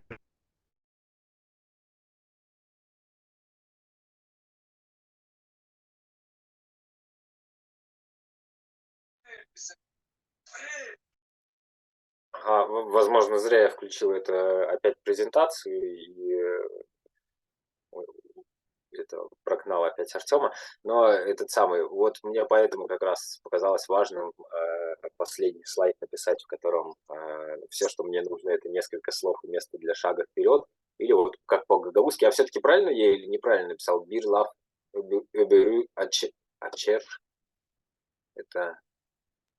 Он в чате написано. Лав и Аджер. Да? Гулю, вас не слышно.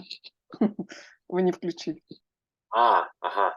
Лав, Лафы, это буква Лав, лафы, ачер.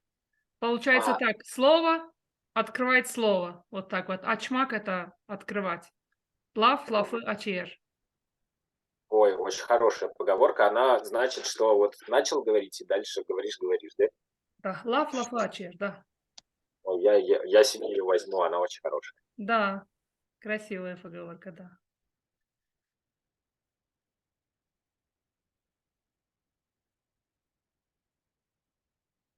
Ну что, Артем?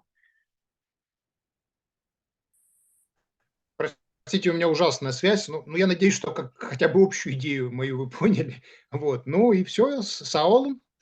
Да. Спасибо. Я тоже хочу поблагодарить и Артема, и Василия, и всех присутствующих, кто не пожалел своего времени. И я думаю, нам часто нужно встречаться и в дальнейшем. Вот Аржана, активист Тувинского, тоже очень интересно для нас. Очень приятно, честное слово. Так что давайте и в дальнейшем как-то встречаться.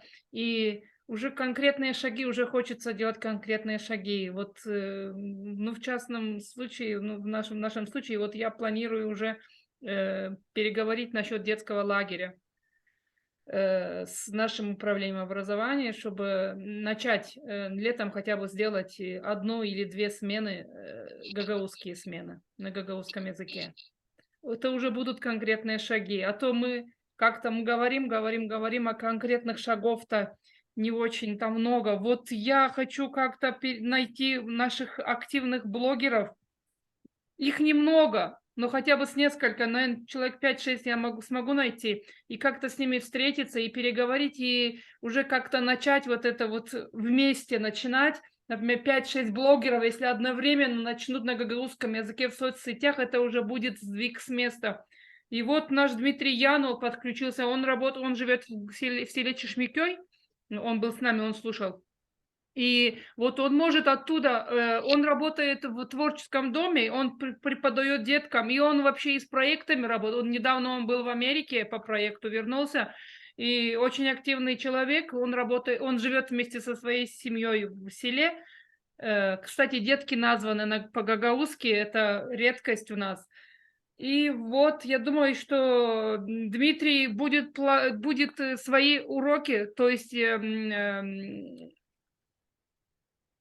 курсы, которые он преподает в Доме творчества, да, кружки, он будет вести их уже сугубо на гагаузском языке. Это мы уже должны как-то подходить к этому более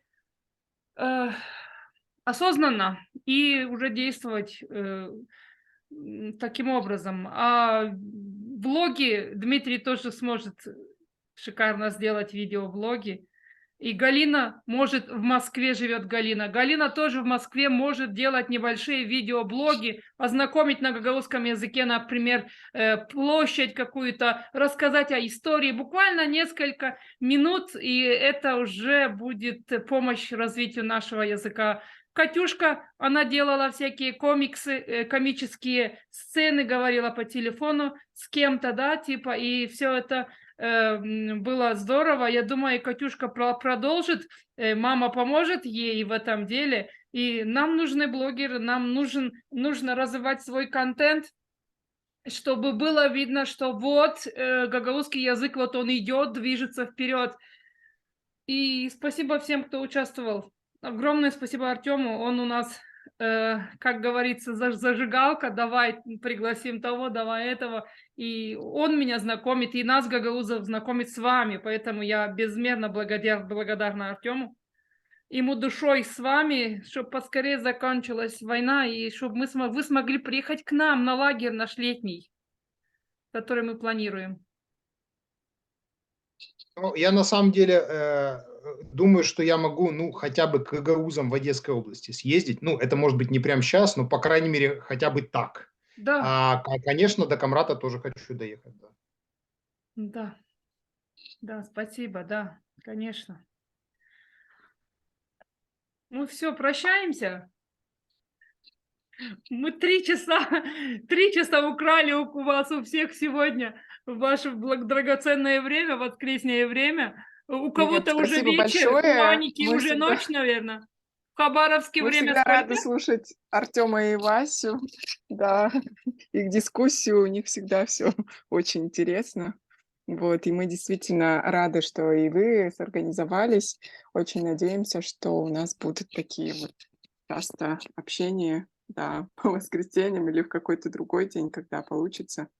Вот, и эта идея по семинарам по конкретной теме, например, отдельно видеоблогинг или отдельно какая-то другая тема, мне тоже кажется, она будет более продуктивной, если там не в один день про все, да, а что-то конкретное. Да, более узко и точечно, если действовать, будет лучше, да. Да, спасибо большое. Спасибо большое вам всем. Sağlıcakla. Sağlıcakla kalın. Kalın sağlıcakla. Çok sağ olun. Kalın Sağlıcakla. sağlıcakla. Sağlıcakla. Siz de çok sağ olun. Siz de çok sağ olun.